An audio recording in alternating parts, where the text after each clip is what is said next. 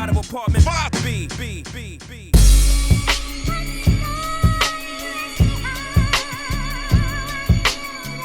You're now tuned into the Apartment 5B podcast, where we chop it up about hip-hop, R&B, sports, love and life. Hosted by Kill.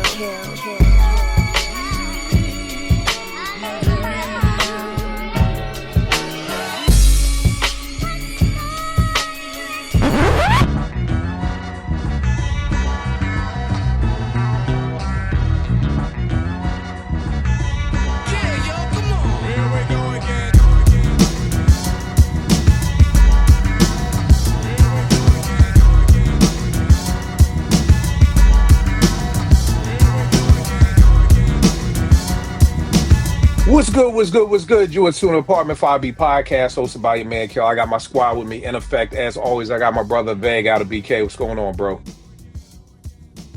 Nothing, man. Chilling. My mic is in the shot. Boom. Now it's gone.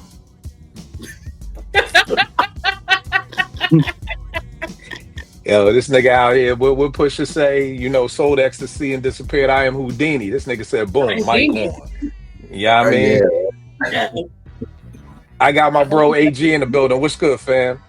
Peace, what's good, Kill? Glad to be on here again, bro. No doubt. Sean, out of Queens, the illest sneaker collection, man. I thought I had some shit, man. You out there flossing on niggas. Yeah, no man, doubt. this light right here. This is light. Queens get the money. This dude said it's light. Yo, I got the double duo in the crib. The Wonder Twins, the dopest duo coming out of Queensbridge, but not out of Queensbridge. But the R&B reps, both in the building. JR, Natural Elites. What's going on, yo? What's going on, man? Feel good to be here, man. For real. No doubt. Got y'all both live in the space, so this definitely gonna be a good joint. And I see you over there dipping and dabbing, JR. So I know you got the red cup. So oh yeah, it's on. I mean? Oh yeah, it's on.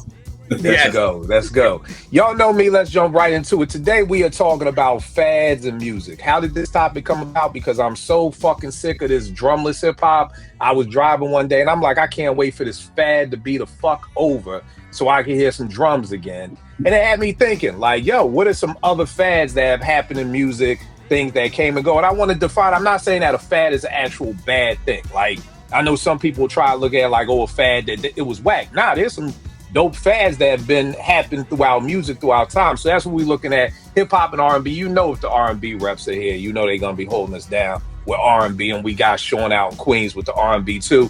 So we gonna be doing all that. I'm gonna set it off like this. One of the things that I hated this fad, except one song, hip hop house. Back in like 87, 88, if you had an album, you had to have a house song on your album. Now, the first people who did it was the Jungle Brothers, who, if you know me, you know that's my favorite crew out the Native Tongue crew. I love the JBs. I like them more than Tribe, Daylight, Black Sheep, all of them. I love the Jungle Brothers. Top 10 favorite album of mine of all time in hip hop. I love Girl, I House You. If I'm having a bad day and I put on Girl, I House You, I promise you a smile will come to my face. I may even try to start dancing again. Yo, I love that joint. But outside of that, I could not stand hip hop house. I love house, love hip hop. I just did not like the mixture of the two together. You know what I mean? JR, at least, what'd y'all think about hip hop house? Was you messing with it? I was here for it. I'm a little bit of house head. No, I love house. I just didn't like it's almost like I saw, well, this is a bad example because I don't eat bacon, but I saw that you could get bacon in your milkshake. And I'm like, what? Like, go to Five Guys. It is literally the first thing on milkshake, like as far as toppings. Before you get the strawberries and chocolate chips, there is bacon. That is the first thing at Five Guys that you can get in a milkshake. So again, two good things. I just don't know if they need to go together. But Sean, what about you? Was you messing with hip hop house? Not at all. It sounded clunky to me. It was like mad clunky. It didn't fit. Pause. It didn't make things good. It just didn't feel right. It just didn't feel like it was supposed to be together. So I never got into it. So it wasn't for me at all. Like Latifah's coming to my house, I was like, nah, I don't want to go in there. I don't. But you see, look, the R&B raps, they was fucking with it though. Yes! Come Nah, on, nah, give me body. for me, it's straight out. It's Girl I House You, man. You in my hut, now, man. You throw that on right now, man. We got to do a commercial break right now with Girl I House You. It's a nasty era, man. Yeah. Why you put that on? AG, what about you, bro? Was you messing with Hip Hop House? Back then, no. But what was funny is the Slick Rick album that just came out, the Victory joint. You know what I'm saying? Where he had a couple house joints on there. It took me back to that era, and I was kind of thrown off by it at first, but then I was like, it makes sense because it's Rick. You know what I'm saying? That's his like wheelhouse or whatever. You know what I'm saying? So I got kind of used to it when I was listening to that album, but in real time when it was going down when I was a shorty, I wasn't rocking with it. And Veg, what about you? Was you rocking with Hip Hop House? When you in my hut, you know what's up. Out your body. I fuck with that record. Yeah, that this shit right there. Nah, I didn't want to hear that. You had too much to drink. Like, nah, man, nah. You overdid it, Holmes. You had too much to drink. I'm like, dog, y'all messing up a perfect album over here with this joint, man.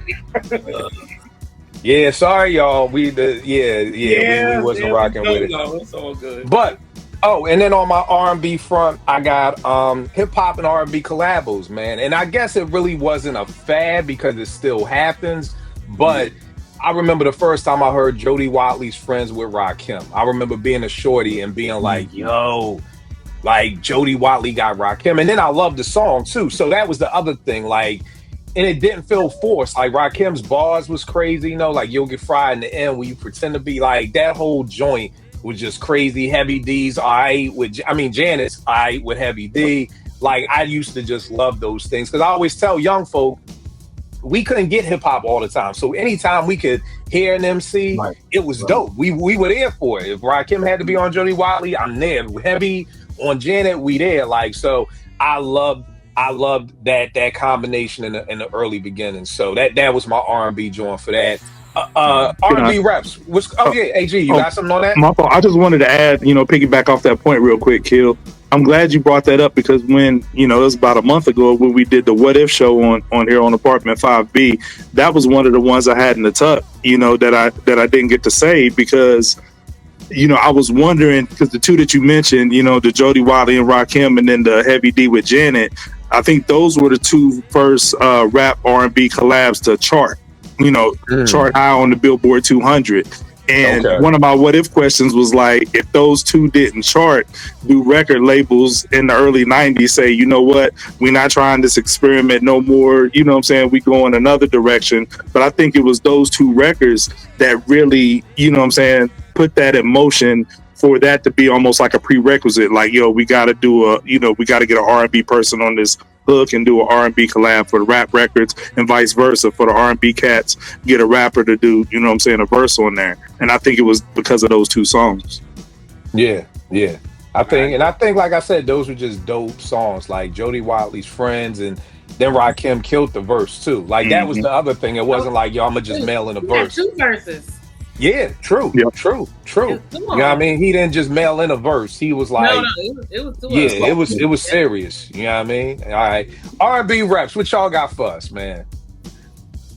What you want to do, yours? Well, touching on the, the R&B hip hop collabo thing, it was a gift and it was a curse. That's what it was a gift. It birthed a new genre. It gave us some different approaches to R&B, but it kind of killed traditional R&B for a long. I mean, to this day, but it put a hurting on traditional. It really did. R&B. It's like it had a resurgence with the neo soul kind of movement, but that blip in time because that really was only like about 4 years, and then it kind of killed that, but it birthed a new thing that was dope, and we got a lot of dopeness out of it. But I think it took a little, me personally, it took a little of the heart out of R&B to me. Now tell me this, hold for one sec, JR, if you can. So going back in time, from what you know now, would you want that to have never happened? Like, do you think it's more of a gift than a curse, or would you be like, if I could go back in time, I'm definitely making sure Jody and Rakim don't exchange numbers, and this never happens. What I wish it wouldn't have took over. I wish it would have been a coexist kind of thing. Right. Because I appreciate both genres so much. Because I mean, I love the fusion. Like some of my favorite songs are a part of that. But yeah. I wish they could have coexisted in a different way, and not one is great and now this is whack. Right. But in the same breath, it also helped hip hop too, because R&B was front runner at that time, so it helped hip hop to become mainstream. So mainstream people who didn't know who Rakim was like, who's he? You know what I'm saying? And who's Heavy D? Like, it helped, but it kind of hurt us in a way. You know what I'm saying? Because it was like, in fact, I think cumulatively that the R&B helped hip hop way more than hip hop. Oh no, it did. I mean, you gotta keep in mind, there was a time on the radio when radio stations would brag about no hip hop. Like, yeah, you know what I mean? So there were a lot of places that, again, we were only getting played on Friday nights, Saturday nights, 11 o'clock at night. So now it definitely is, to me, it's not even close that R&B did more for hip hop than what hip hop did for R&B. Because, like you said, for the people who didn't know a Rakim or whatever like that, they were able to get introduced to it. You know what I mean? I would love to know who put together that Jody Watley joint. Like, whose idea? Yo, JR, you was talking about the Melly Mel and Shaka Khan. You were saying Shaka didn't want to do that, right? He did. Not at all. She don't even like it to this day. She don't like it. Like, she don't dig it, but not understanding, like, Shaka, you really push this. Like, you, again, but you know, Shaka don't give a damn. Like, she like, I don't care, I don't like the record, but it helped. You know what I'm saying? Like, she didn't want any of this. She was like, what the hell is this? So she didn't want to rock with Melly Mel at all. Grandmaster all. Flash, get out of here. Nope. Okay. Like, what? Shaka said, what is this shit? That's what she said. Like, what is this shit? I don't want it. And I mean, fortunately, it was a big hit for her, but it also pushed hip hop too. Apparently, eventually, she kind of came around, or maybe it's just for the check, because she did the cut with Daylight. She did a couple of days. Yeah, that was for the check. It ain't all good. Yeah, that was right. I think real on that though. I think she fucked with Daylight more. Like, than she it did sounded like a Shaka record. Like, it wasn't a departure. Like, that's true. It's more sound like a Shaka featuring Daylight. True. Yeah. True. All right. Well, what y'all got up over there for y'all? For me, groups. I loved with the fan of groups, because again, that was the foundation of R&B, period.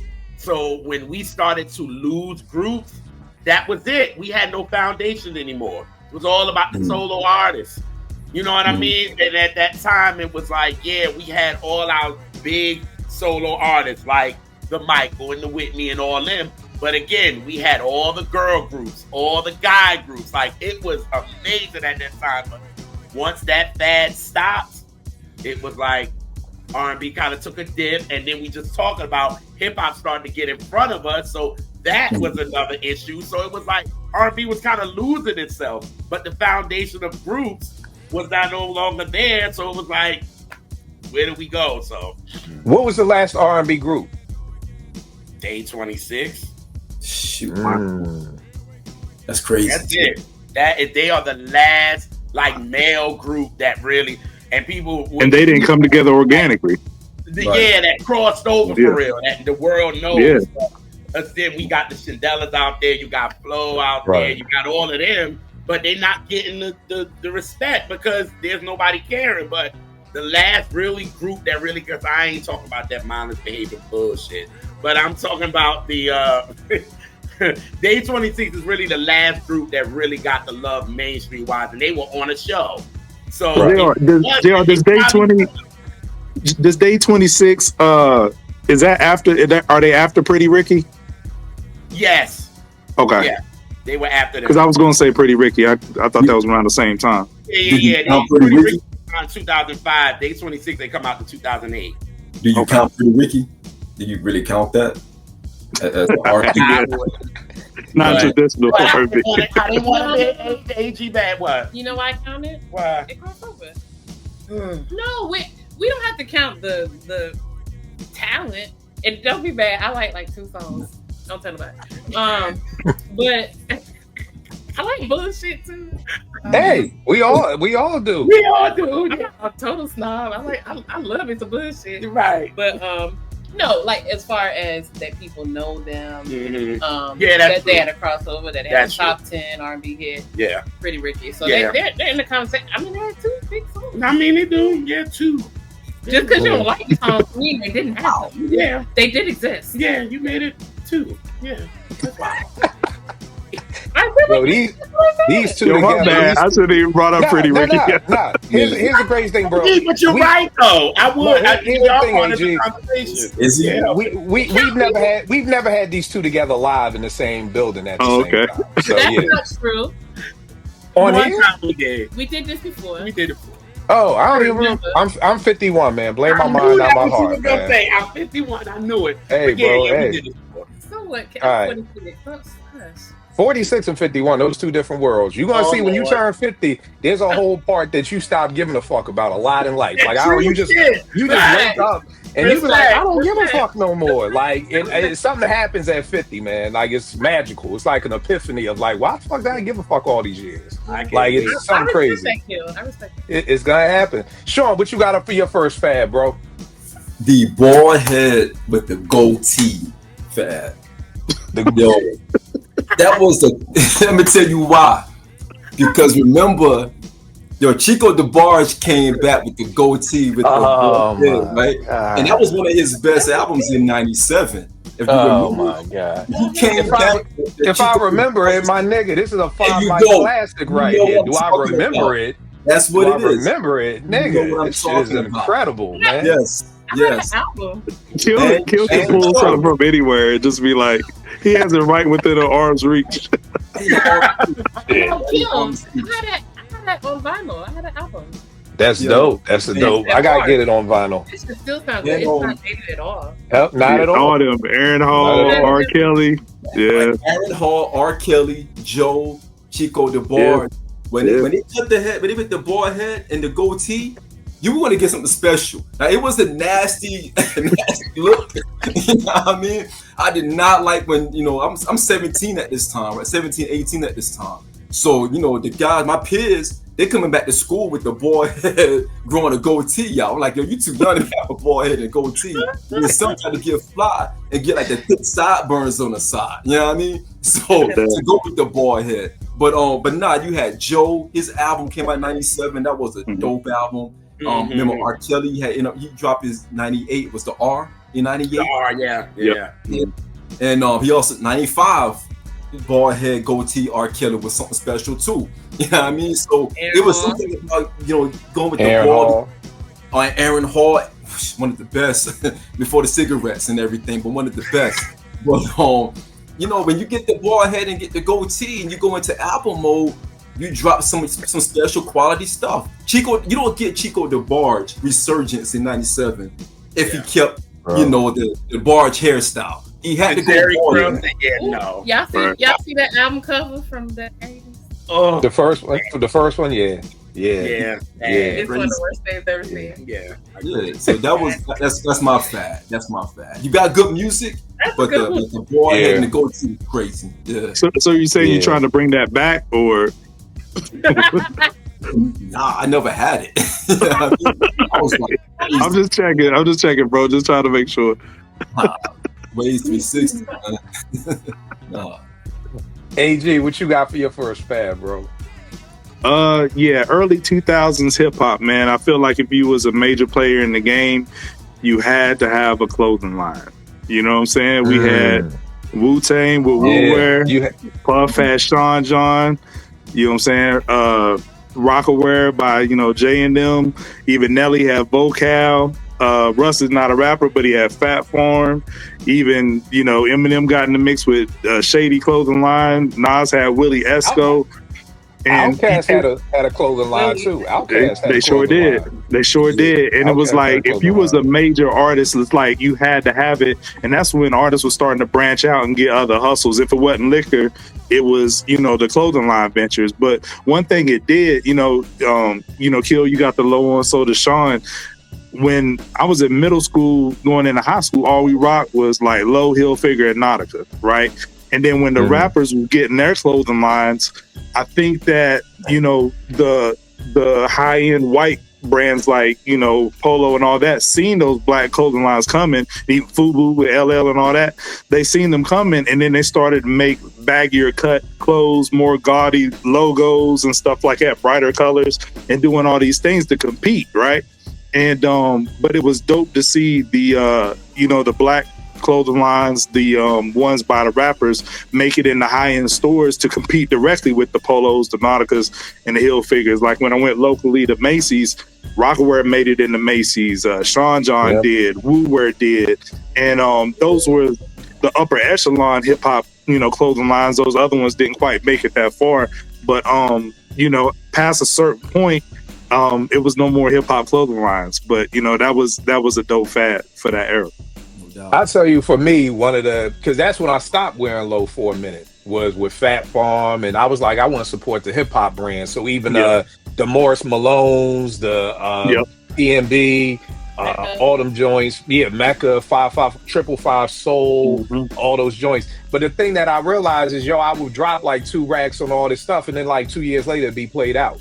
You know what I mean? Right. So that's what brought me back to low, because I'll never forget, I was in my teens center years ago, and I had some Rockaware on, and my teens was roasting me, man. They was giving me the business, like, nigga, Rockaware? Nigga, you think you Jay-Z? You get that whack ass shit out. I was like, oh, damn, I'm getting roasted. Let me go back to low, because the funny thing, and I say this all the time, go to a black homecoming in 1990, go to a black homecoming in 2025. You gonna see Polo. It ain't never gonna change. Timeless.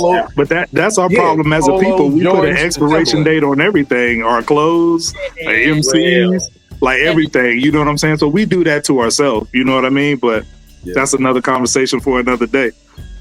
And I think we gotta do it to what you gonna say, Elise? And we do it to ourselves because we will say, oh, this is a fad that's coming through, instead of having the mindset like, no, these brothers is doing this thing, and allowing them time to evolve. But we live in a instant gratification society, so if it's not, you know. And I think it's that too, but then I also think a lot of those clothing lines we named were whack. So that also has something else to do with it, because it was almost like, you know what I mean? All of them, though. No, not all of them. But I think what happens is throughout time. Yeah, like I think throughout time, I mean, I can't see me wearing Willie Esco stuff at 52. No. You know what I mean? Like, you know what I mean? And that's the thing, like, I felt like it was almost like people was like, yo, here's a clothing line, all trying to hope, try to get what Wu-Tang was doing, and you kind of had to sit back and be like, nah, it ain't, like, everybody don't got that. So, you know what I mean? Because after a while, like, I think Nelly only popped really with the apple bottom jeans. You know what I mean? Like, and that was just specifically targeted towards women. You know what I mean? So I think that was the thing too. But I definitely agree that we will put a timeline, because I like Fat Farm, and then all of a sudden it just stopped. Like it just wasn't in stores no more. Right. Listen, early 2000s, I was baby fatted out. You hear me? Baby, yeah. Like that was the thing, you know, and that was the ill part. It's like shorties got baby fat, the dudes got the Fat Farm, but then like you said, like you go in Macy's and it just ain't there no more. Right. Yeah. A lot of them use cheap materials, because I had a cheap ass baby fat. That shit totally fucked up. I will agree with you on that too, because I had a Rockaware shirt, and after about 3 washes, it got a little hole in it. I'm like, yeah. see, you see? Oh, you know we gonna cut corners. I'm like, yo, like, nigga, how we wash this 3 times and we done got a hole in it already? You know what I mean? So that's a great point too. Veg, what you got for your first fad, bro? No G-Unit tank tops. It's good tops. Those look like traded bras. I ain't gonna lie. I had them joints. I ain't gonna front. I had them joints. I ain't gonna front. Yeah. Of course you would. That's a queen shit. That's a queen shit. With the do-rag under the fitted, it was a nasty time. Yeah. Every time I saw Diggy with him, I was like, ooh, predicate felon. No doubt. What do I have? I have down the remix, and there's different variations of it, right? There's the remix that we knew where they were actually remixed the song. There's versions where the beat and sometimes even the lyrics were totally different. but then also now it seems more like you just put features on the song, and that's called a remix. That I don't like. Right. But back in the days, having different versions of a song, and sometimes it was a different verse on there, like that shit was hot. So yeah. The best That man, was I mean, I mine. think that was one of mine. Yeah, that was one of them. Because Remix. I was like, that helped so you knew the difference between R&B and hip hop for me, because it was like if you had a remix, I'm like Mary. Mary had What's the 411, but then What's the 411 remix with all of the rappers on it. So it gave you the difference, and I missed that, because now, like Big said, it's like you throw a rapper on there now, it's like, oh, you got a remix. No, it's not. Like, this shit was crazy. This shit was crazy right here, everybody man. fuck with it. This was crazy. The remixes on here was stupid, man. Stupid. Can I add something to that, Vegas? Yes. Can What you got? I add something to that on your point?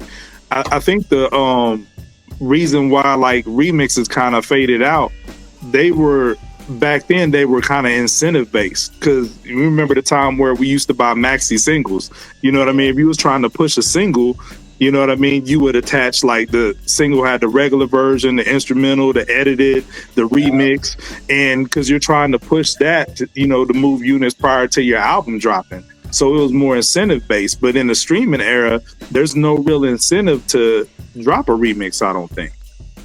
Right. well, I mean, it ended way before streaming though. Pretty much, yeah. True. I feel like late 90s, we weren't, at least on the hip hop side, we weren't, to your point, we weren't getting as much, you know, as far as remixing. It probably was also costly, right? Because you're hiring all these producers to remix these songs, and it's probably just a lot of money, less money to throw somebody on there and call it a remix, I guess. Yeah, I mean, I think the first time you got at least. No, you got. There's some of them remix and rapper features. It was over for me when the rappers started going on these super pop white ass songs and that didn't make sense, and that's when it really was over for me. I was like, I don't want to hear a feature on nobody's shit, because the features started getting real weirdly matched. Right. That's when the label. That's when the labels picked the matchups for the remixes.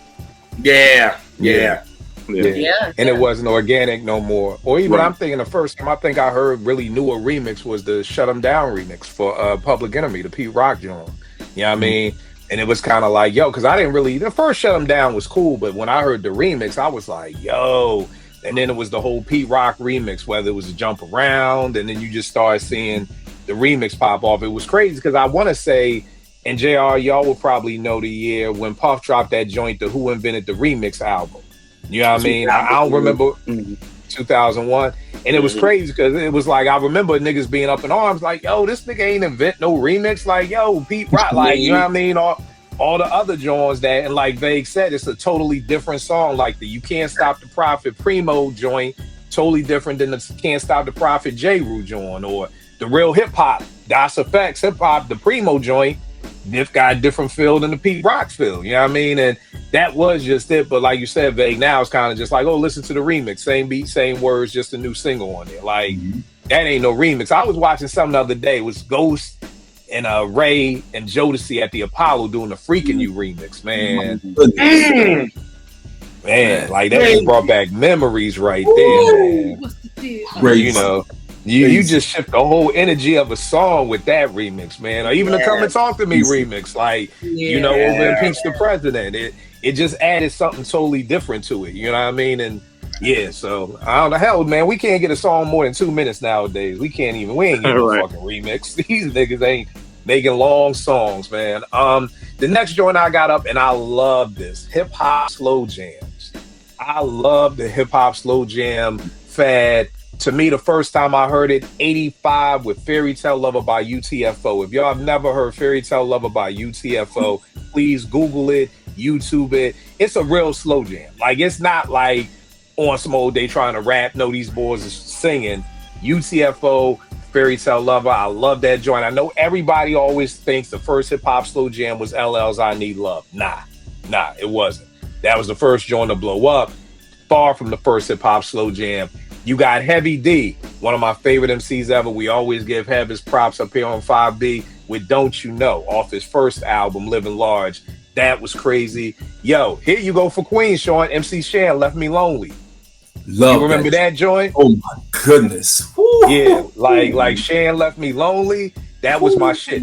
Here's the wild part. I was playing it the other day. Yo, why did we like TJ Swan? This nigga could not sing. He was off key the whole song, but yo, I remember being like, yo, when TJ Swan gonna get an album? Like, nigga, TJ Swan didn't need no album. That nigga was good with, Nobody Beats the Biz and all that. He ain't need no album, but Left Me Lonely. And it's funny, JR, when me and you was at the hip hop museum, John, Sweet T was there. The first thing I said to her was like, yo, you got one of my favorite hip hop slow jams ever. You did. Like, oh, yes, you did. Like, people don't even talk about that. Sweet T had a joint called It Should Have Been Me off her first album, Sweet T, Tea Time. Yo, that was a banger. So I used to love them hip hop slow jams. I hated I Need Love though. Hated that shit. Like, despised it. Hell for me would be Trapped in Walmart for Eternity with I Need Love on repeat with probably The Breakfast Club or fucking Footloose. The Oatmeal Club. On for forever. Yeah, that would be that. We used to talk the other day how we used to write the lyrics down and pass it to girls like we wrote it. Bro, like the good old days. The good old days. Yo, I can't tell you. You talk about pickup lines, Sean. Here's something else for Queens for you. One of my favorite hip hop albums, Super Lover C and Casanova Rudd. I used to use these. I used to use their rhymes as pickup lines because I ain't have no game. Like Nas said, I got no game. It's just some bitches understand my story. Like I would use his son. We interviewed Super Casanova's son. That was a year and a half ago. AG, about a year and a half ago. It's funny. Casanova Rudd been on 5B. That's my guy. Like, you know what I mean? So Rudd is my guy, man. That's my guy. But hip hop slow jams, did y'all mess with those? Of course. Love them. All right. We needed them.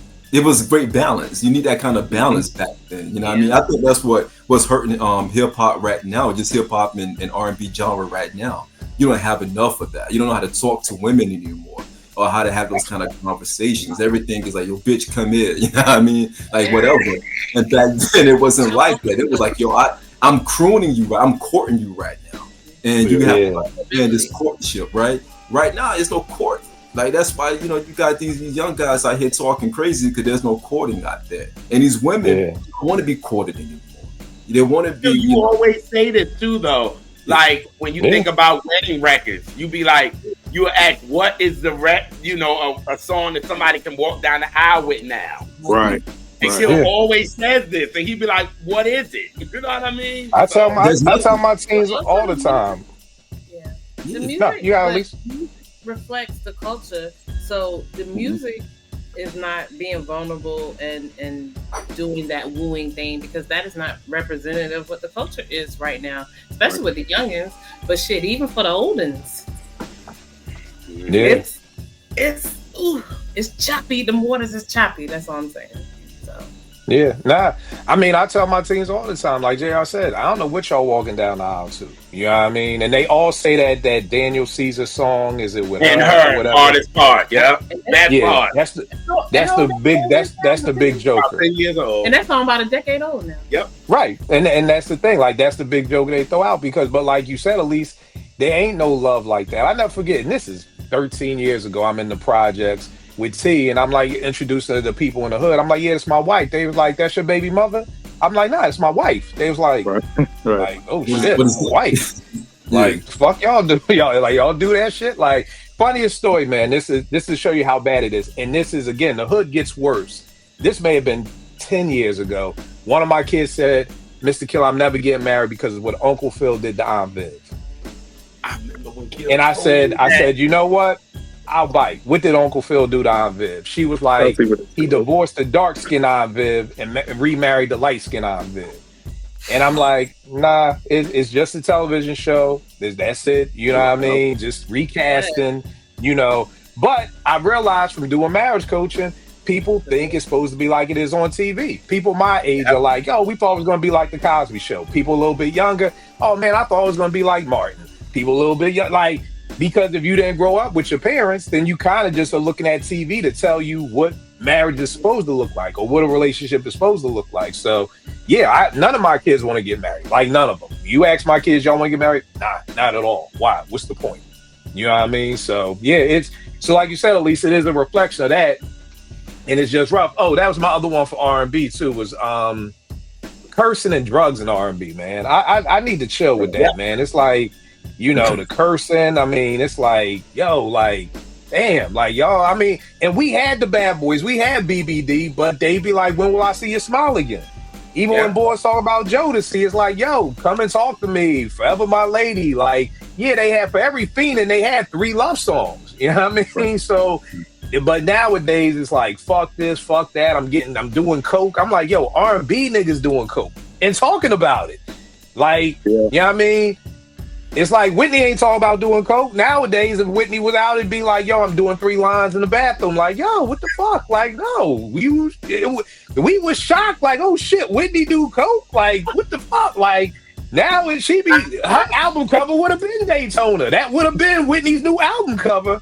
Would have been Daytona if it came out. Y'all know it's real. And like, but that was the thing. You didn't talk about that. You in New Edition. I'm sure New Edition been smoking weed since Candy Girl. We ain't know that shit. Right. You know what I mean? Right. But now it's like you want to, R&B wants you to know, like, we do coke and we do lines and all that stuff. So, but AG, babe, what was y'all R&B favorite slow jams? Y'all have any favorite joints? I can't think of the top. Unfair question. What favorite R&B joint? Hip hop slow jam? You just said it on mine. Like mine was I Need Love. Yeah, AG, I Need Love. Oh, I Need Love was your favorite joint? That's what I said. You just said it on mine, so I have nothing left to say. I didn't mean to shit on. I mean, I just didn't like it because a lot later. I love like a Jean Grey Love Thirst or or Roots Break You Off or that's a good point. Like Silent Treatment is a hip hop love song, you know, which is my favorite song off of Do You Want More? Like Silent Treatment, I love Silent Treatment. Mm-hmm. Yeah. All right. We gotta bring some hip hop slow jams back. Hey, we gotta do it for the next album, bro. Okay.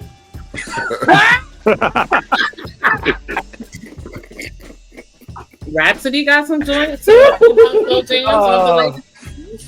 Vague was like, sure, Kill, whatever, sure. We'll check. We'll check that box off when it comes time for it, Kill. Sure, whatever. I could do it. Right. I could do it. Of course you can. Nah, I know you can. You can. We just got. We gotta get the right song. You got to come through the crib like Brel did with JR and just play joints and. Yeah.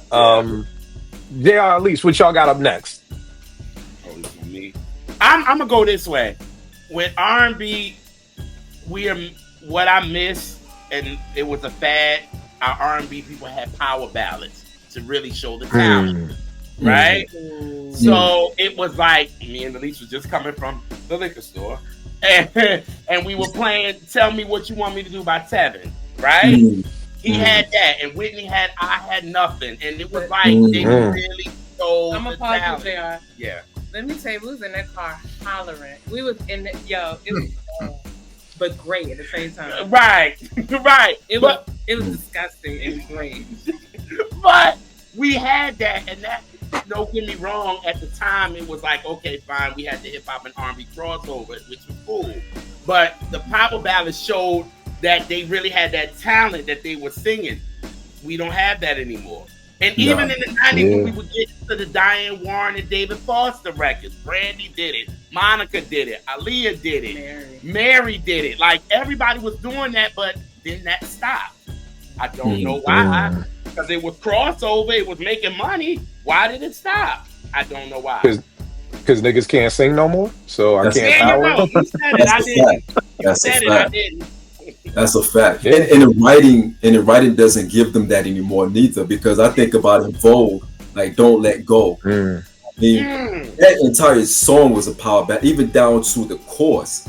And just think about the passion and what they were singing about. You know what I mean? And it was also on the soundtrack. So many different things played into that So it needed to be a powerful song, not just for that soundtrack, but also for reintroduction to En Vogue, to show there are vocal inflections, and you just don't get that anymore. Yeah. It's almost like when niggas can't dunk, they gotta do a layup.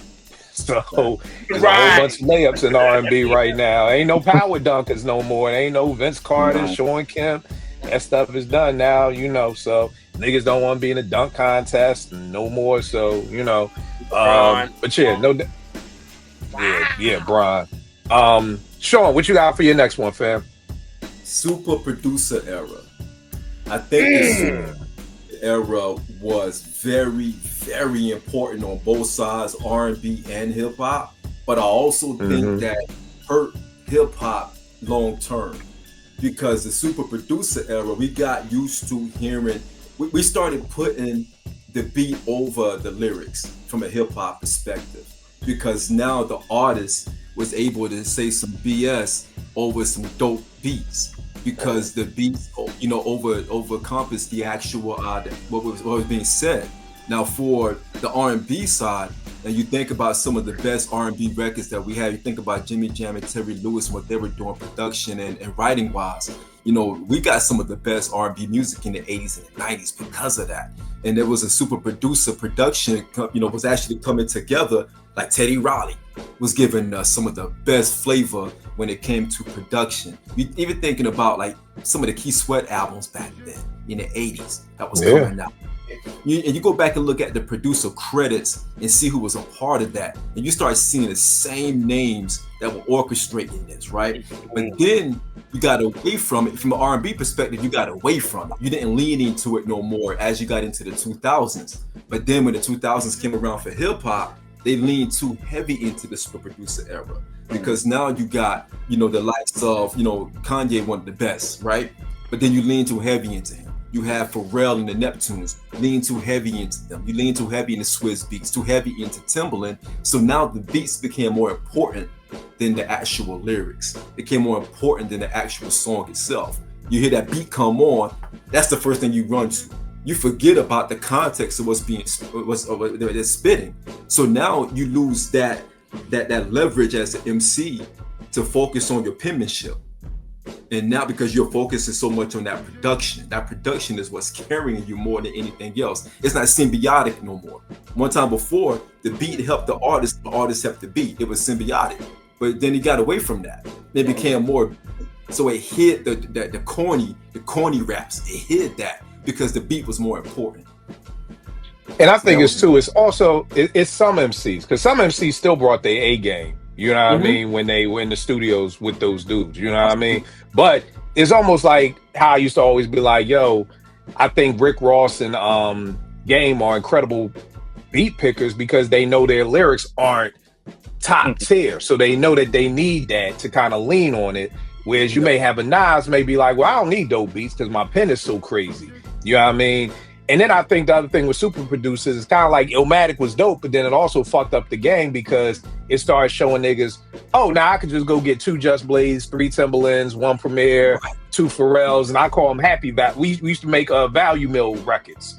You know what I mean? So there is no, I gotta just, because before Illmatic, it was the Youngsters. The Youngsters' second album, The Aftermath, was a super producer album at that time because it had KG, Marley Marl, Premier, Pete Rock, and I think the Beatnuts. So that was an all-star producer lineup at that time. You know what I mean? But it didn't get a lot of burn. But then I think after, Illmatic came out, because prior to Illmatic, everybody stayed in their crews. Absolutely. EPMD only produced for EPMD and their crew. Marley Marl only produced for the Juice Crew. Like Bomb Squad only produced for PE. And it's like, well, I mean, of course they did Cube too, but for the most part, you stayed in your crew. After Illmatic, it was kind of like, oh shit, I could go buy a Pete Rock beat and I don't have to be CL, or oh shit, I could go buy a Premier beat and I don't have to be in Gangstar. So I think too, like you said, that era was dope. And I know them niggas missed them $100,000 checks too. You know what I mean? $100,000 for a beat sound crazy right now. You know what I mean? What are you gonna say, Elise? I think with the super producer thing from an R&B perspective is, I think a lot of producers was running around thinking that they were Jimmy Jam super producers. or Babyface or Teddy Riley. But the thing about those producers is they knew how to work with different people and different styles and build something that was tailored to them. So yeah, it was still kind of technically their sound, but you can listen to a whole lot of Jimmy Jam and Terry Lewis stuff that doesn't sound specifically like Janet, that doesn't sound specifically like SOS Band, that doesn't sound specifically like Edition. It's still them, but they know how to tailor and give the right song, especially a Babyface. Right. They know. You look at the way and Excel. Exactly. Every song sounds like a Babyface song, but every song, the SWV song sounds like an SWV. The Whitney sounds like a Whitney. They had that finesse, and and they were used to working with singers, and they also played all those instruments. So even when they were doing electronic stuff, they still knew what those instruments were supposed to do in an R&B composition. Right. And you hear the difference. Right. Yeah. A lot, and it's I think a lot of hip hop producers kind of like, we just gonna play you some beats, so it's gonna sound. And then and the thing is about what sound you're looking for, because I think when you want to go to the Neptunes, you want the Neptune sound because the Neptune sound is on the radio, and the goal is to get on the radio. So there's almost, at least it's almost like they want the opposite of what you just said. I don't want nothing tailor-made for me. I need something that sounds like the last song you did that was a hit. Kind of like Rich Harrison. You know what? I want them A. Marie drums. I need all my songs to sound like one thing. Like Rich could have been like, yo, listen to this. And they like, nah, nigga, we need a one thing. And that's why you got the Toni Braxton that sounded just like it. You started getting the Beyonces that sounded just like it because they wanted that sound. It was the same thing. Oh, sorry.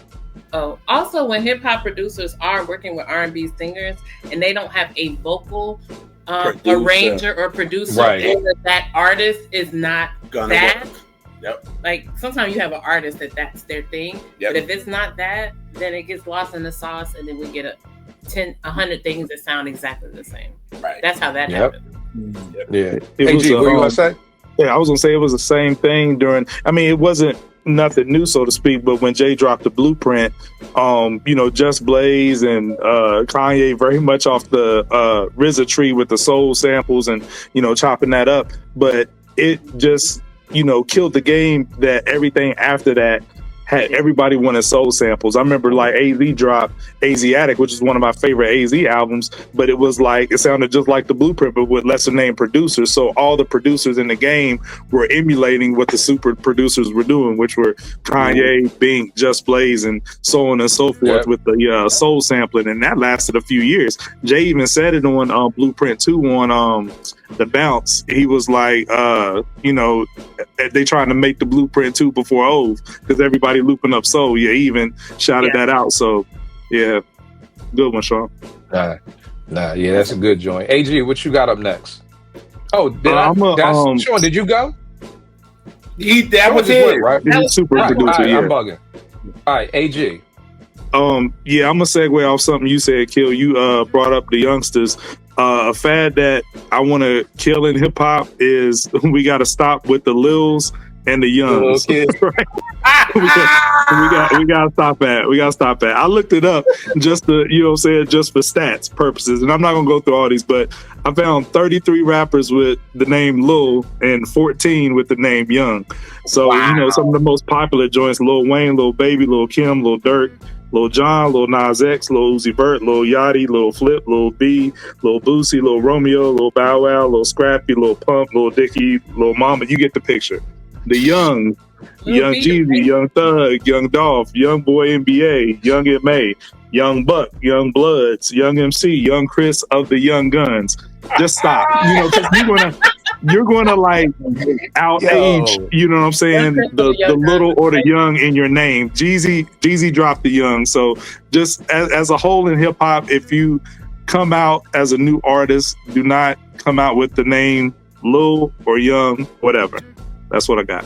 Respect. Yo, it's so funny because with the youngsters, they changed their name to the Illy Philly Funksters, which I thought was a wag ass name too. That's you know horrible. what I mean? Trying That's to get away from. Make it sound good. Yeah, like I would rather stay with the youngsters, man. Yeah, the Illy Philly Funksters. I was like, nah, that ain't it, man. That ain't it right might there. be the worst thing I ever heard. It possibly could, man. But that's the thing. Like you said, you typecast yourself with that name like that. Yeah. You know what I'm saying? And then you just Little Bow Wow, still Little Bow Wow, you know. But he brings a lot of the abuse on himself for the nut ass shit really that he does. all the time. So a lot of that is self-inflicted. That nigga be shooting himself in the leg all the time. So, Veg, what you got up next, bro? AG left out Lil Young. I didn't hear him all in there. If not, that's my new name. Okay. Yo, even Jay had the young Hove. I'm like, bro, you are not young. You're not young. You're older than all of us, nigga. You on young? You said it. Yeah. For me, and this is not an era I necessarily liked, just because of how I grew up on hip hop, but the no sample era, where everybody was like, no more sampling, and 2 albums, highly anticipated artists and albums that if you go back and listen now, you could tell in a lot of ways they were casualties. And I can't say it was all no sampling, but that sound from that time is definitely present, and it didn't do him any favors. Is Nature and Sauce Money. Because when I went back and listened, and I was like, I forgot about beats that sounded like this, and not against the grain, because obviously that's more traditional. Right. But if you listen to those other beats on the album, and some of those types of beats were on Nostradamus, it was like this hollow, soulless sounding, really electric. Not that they were playing instruments, but it sound like sounds that were processed in a computer and somebody made a beat. I totally hated that era. I think that's when I left straight hip hop. Like, you know what, I'm out, man. Like, fuck it. Y'all keep these fucking beats. But yeah, and I don't know how long that era even lasted. Kill you. You know, the funny thing is one of mine was Swiss's keyboard sounding beats. Like, and that went. I can tell you when it stopped. It stopped with the Blueprint. That's when it stopped. Because I remember even my OG, a kid called Bruce, was like, man, forget the records. You got to get the Triton. Every producer was trying to get a Triton to sound like Swiss. And, this is how you don't got to pay for sampling clearance. But here's the problem. Y'all niggas don't know how to play instruments. So that's the problem. You're like, I'm going to stop sampling and start trying to just make some noises and shit. And that's what it sounded like. Like you was making noises and shit. Like, and that was the problem. You know what I mean? So like, I wrote down the Boot Camp Click album. I thought that album was gonna be crazy. Their compilation album, I was like, it's gonna be crazy. And then you hear the beats and you like, yo, what? But this was, nobody wanted to either get sued or everybody. Yeah. I remember Roots was like, yo, forget the records. You don't need to go digging no more. Just get you a Triton. And then when Jay came back with the Blueprint, then everybody was like, record stores back open again. Time to go get some records. Like, and I mean, that's just the power that Jay has on the industry. That if Jay says, okay, time to sample again, everybody like, all right, time to go back out digging again. You know what I mean? So I can tell you that's when it stopped. I don't know when it started. Well, I guess when did Swiss really start popping? In like 97, 98? I think it started with Swiss, to be honest. Yeah. I want to think with Wu-Tang Forever. Wu-Tang Forever? Because RZA sampled a lot less on there. He went more instrumental from his pocket.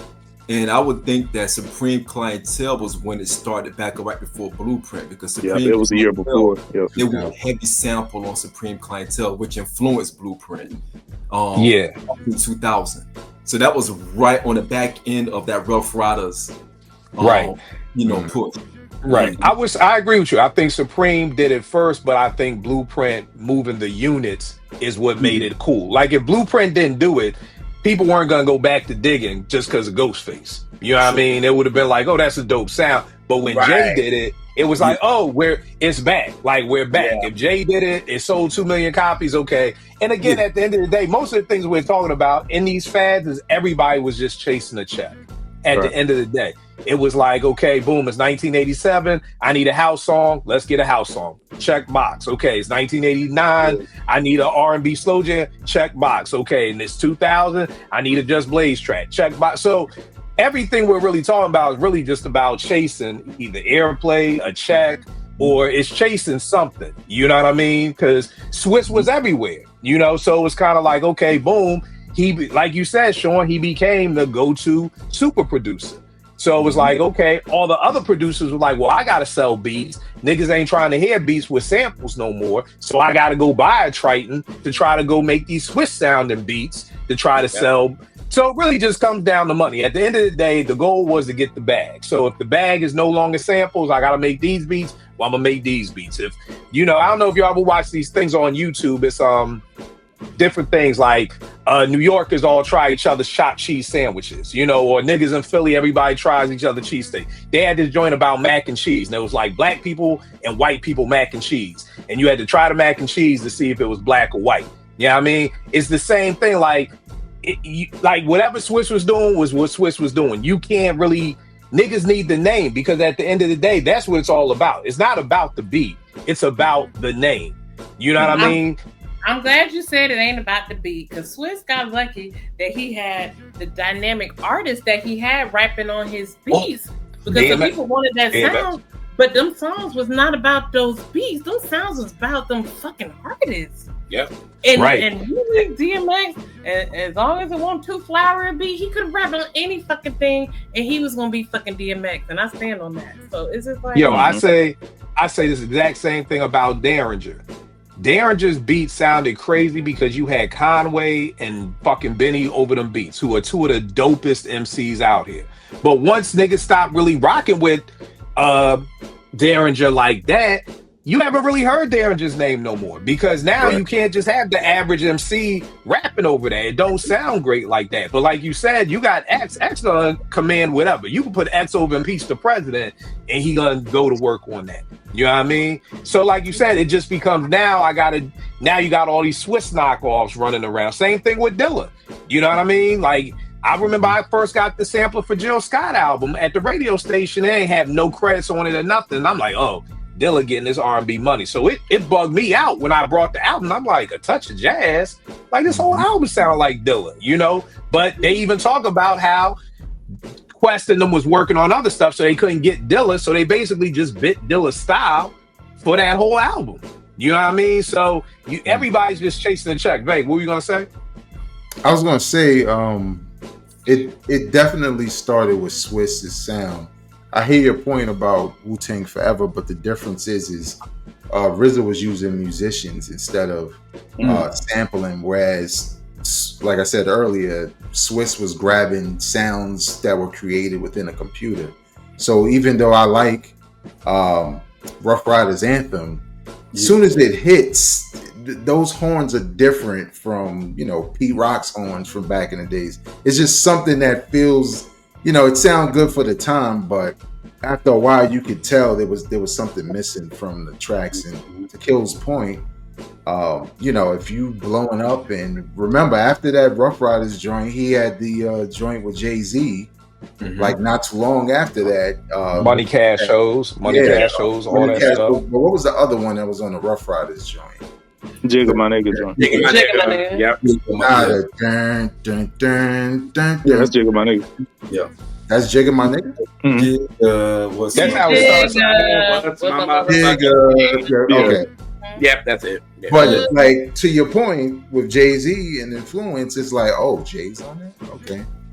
So everybody started making them hollow ass beats. But, I mean, you know, I don't like no music if it ain't thick. I ain't with it. And that music thick. And that's the thing with Jay. Nigga was like the Wiz. Wiz like, yo, the color's red. Oh, okay, the color's red. Okay, no, now the color's green. Like, okay, I mean, and Jay did that across the board. Like, niggas still wearing, you know, jerseys. Time to button up. Jersey sales dropped. You know, oh, you got a 4.0, 4.6. Oh shit, that dropped. You know, the X5, the baby mama car. Nobody want BMW X5. Like, Jay was really setting the trends out here. When he say, you know, Cristal is dead, so they asked us what we drinking. Like, Jay literally was the Wiz. Like, if Jay did it, everybody followed because they knew or they thought that was the way to get the money or whatever like that. What you gonna say, AG? With Jay, you saw the shift happen in real time, because Sean, you're exactly right. Supreme, you know, where it predates Blueprint by a whole year, that brought back like the heavy soul sampling, but you can hear the shift in Jay's camp in real time, because the Dynasty dropped the end of the year of Supreme, and it has a combination of both those like hollow beats that we're talking about from the late 90s, and then they started dabbling in the soul sampling to see, you know, how that worked for them, because I've always said the Dynasty is like almost a precursor to the Blueprint, because you can hear them going in that direction. It just didn't come together, and it sounds uneven because they have remnants of those Swiss style beats on the album too. You know what I mean? So you can see the shift happen in real time at the end of 2000 going into 2001. Right. Good point. It's like in sequences. Volume 3 was that hollow, you know, side that all the way through. Yeah. You know, Volume 3 was heavy from a Swizz and, you know, a Timbaland, and it just didn't have a lot of oomph to it. But then Jay circled a block back and went with the Dynasty going into the Blueprint. So yeah, no doubt. That's a good one, Vegas. And I think too, we always gotta remember, like, niggas got tired of getting sued too. You know what I mean? So it's kind of like, you know what? These Swiss beats, I don't gotta worry about no publishing. I don't gotta worry about nobody suing me. I don't gotta deal with that. I think that was a huge thing that took Dre to start using live musicians, because it's like, yo, I'm tired of always getting sued. And when you're at a Dr. Dre level, I mean, nobody really looking to sue Alchemist, but you Dr. Dre, oh, you just sold beats for $1 billion. Oh no, we suing you. Like, you know what I mean? So it's like, yo, we gotta use more musicians and stuff like that. So, you know, we gotta also, you know, keep that in mind too. The next thing I got up is the diggity style, Das Effects. You know what I mean? And everybody was. I told Jay, I said, I know Kill gonna bring that up. You gotta bring up the diggity, man, because everybody was doing it. Lords of the Underground, they said we dropped Cycle, and everybody thought it was Das. It didn't affect me. Crisscross and all that is wiggity, wiggity, wiggity, whack. I thought that fuck Chris. No, neither here nor there. The Fushnikins. You say fuck the Fushnikins. I mean, just all of that stuff. Like, you know, and it was bad because I felt bad for Das, because it was like, damn, they came out with this style. We loved that first album. Then the second album was like, nah, we ain't gonna do that because everybody bit our shit. But I felt like a lot of people didn't like the second album because they was rating for the diggity and they didn't give them no diggity. And then on top of that, the beats weren't crazy either. Like, the beats weren't, I get it. But like, that's the album that, like, I was running with a whole bunch of lyrical miracle MCs at Morgan at the time, and they was like, yo, fuck them beats. Listen to what they saying. I always tell niggas, listen to Straight Up Suicide. Das Effects are putting in work on the bars. There's nothing but bar work on that entire album. But I get it, if you wanted the diggity and you don't get it, then it's bad. Then they came back with no diggity and gave you a little bit of diggity on Hold It Down. But it's just kind of hard because it's like, damn, you bit our shit. Now everybody bored with it. And it's funny because I don't know if y'all remember this movie Strapped. It was an HBO movie. It was the first time with Bokeem Woodbine. And Das Effects is in it. And in the scene, Fredro was trying to sell him some guns. He said, look, diggity dig this kid. Like, I'm like, yo, they even gave him a little shot. Like, yo, Fredro, like, because Dre is like, yo, you got 9s. My little brother wanted 9. And he was like, yo, diggity dig this kid. Like, yo, I got everything. You know what I mean? So just that. But I was ready for the diggity style. Again, it's similar to the note. It's like the drum. Like, I just want people to just do their shit, but they can't. You know, and again, I hate to belabor this point every week, but again, I don't watch the NBA because of how it's played now. And everything is just shooting a 3. Everything is just about shooting a 3. And it's just not enticed to me, and it's bad because I loved when Steph Curry first came out and was shooting those shots because it was like must-see TV. Like, I had to watch Golden State play. Now it's like everybody does, and that's how I felt like with the diggity. I felt like, yo, you should not be able to bite people's shit, like, dead ass. Like, I wish there was a way that there was like record labels like, nah, you can't do that. That's Das's style. Try something else, you know, because then the people who did it don't look special no more. You know what I mean? And it's like, that's fucked up. You invented something and now you ain't the shit no more because everybody else wanted to be unoriginal and take your shit. And now you end up falling off because of that. And it's just like, it's just fucked up to me that's the way the game is played. But Yo, Kid, I got a question for you real quick. So do you think if Daz would have kept that going, you know, throughout the mid 90s and it would have stayed popularized, do you think Jay stays there or switches up his style like he did for Reasonable? What you mean? Oh, with the with the iggity like flow, the fast rapping. I mean, I think Ooh. I just think it gets played out eventually. Like, you know what I mean? Because I don't think it was anything that was gonna last the test of time. Because you was gonna get tired of it. It's like, okay, nigga, like that's enough. But I think the second album is like when you are expecting something. I always tell people, if you go to a restaurant, you order a Sprite and they bring you water, it's not wrong with the water, but you had your mouth ready for the Sprite taste. You know what I mean? So it's like if you're about to buy this Das album, you're expecting diggity, wiggity, every iggity, and you don't get none of that. It's kind of like, damn, you know what I mean? Like, where's the iggity? That's why we liked y'all. So I mean, I think it would have got played out eventually, which is why I thought Hold It Down was a good album, because kind of like what y'all saying about Jay, they did a balance. There was no diggity the song, and then on real hip hop, it was dope. Like, I think if shit is just dope, it don't matter, you know. But I think it would have eventually got played out because niggas would have been like, come on, man, stop. You know, Vay, what you think? You think it would have got played out, or? Hell yes. You know how I feel about that era. I was tired of them niggas, man. Like, yo, and I'm not talking about Das Effect. I like when Das Effects did it. I was happy that they came back to it. But everybody else that was copying, and it was all, you know, all these, I say it all the time. I ain't trying to shit on UMCs, but I was just sick of these niggas. Like, it was time for the East Coast to switch, which they did, to some reality rap shit like the West Coast was doing, because it was fun for a time. But it definitely would have played out, because that whole era was kind of wordplay, playful lyrics, and as you could see, you know, hip hop evolved throughout the years, so it was only a matter of time. Yeah, and I think we don't give enough prop to Das too for even the fatigues. Niggas always want to say that's the boot camp clique. Nah, Das was rocking fatigues before the boot camp clique. Niggas started shooting videos in the sewer because of Das. Das was some of the first MCs who had the dreads and everything like that. So it wasn't just the iggity. It was Das's whole style was just something that was crazy dope to see. So definitely want to give Das some love. JR and Elise, what y'all got up next? I got creative writing for R&B for real, as far as sex, right? Because me and Elise just did an episode with, you know, we talked about LaBelle, and they have a record called, what is the record called? Oh my God. It's on Nightbirds. I come like the pouring rain. You turn me on, right? And that record is sexual as hell, but it's creative the way she wrote it. Or Brian with Rain, with SWV, with Babyface, All Night Long. Like, what happened to that?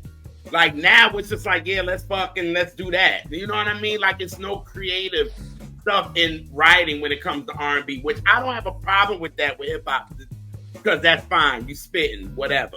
But when it comes to R&B, let it be a little bit creative. It's not creative no more. So it's like it doesn't give any. R&B is supposed to be soft and sweet, right?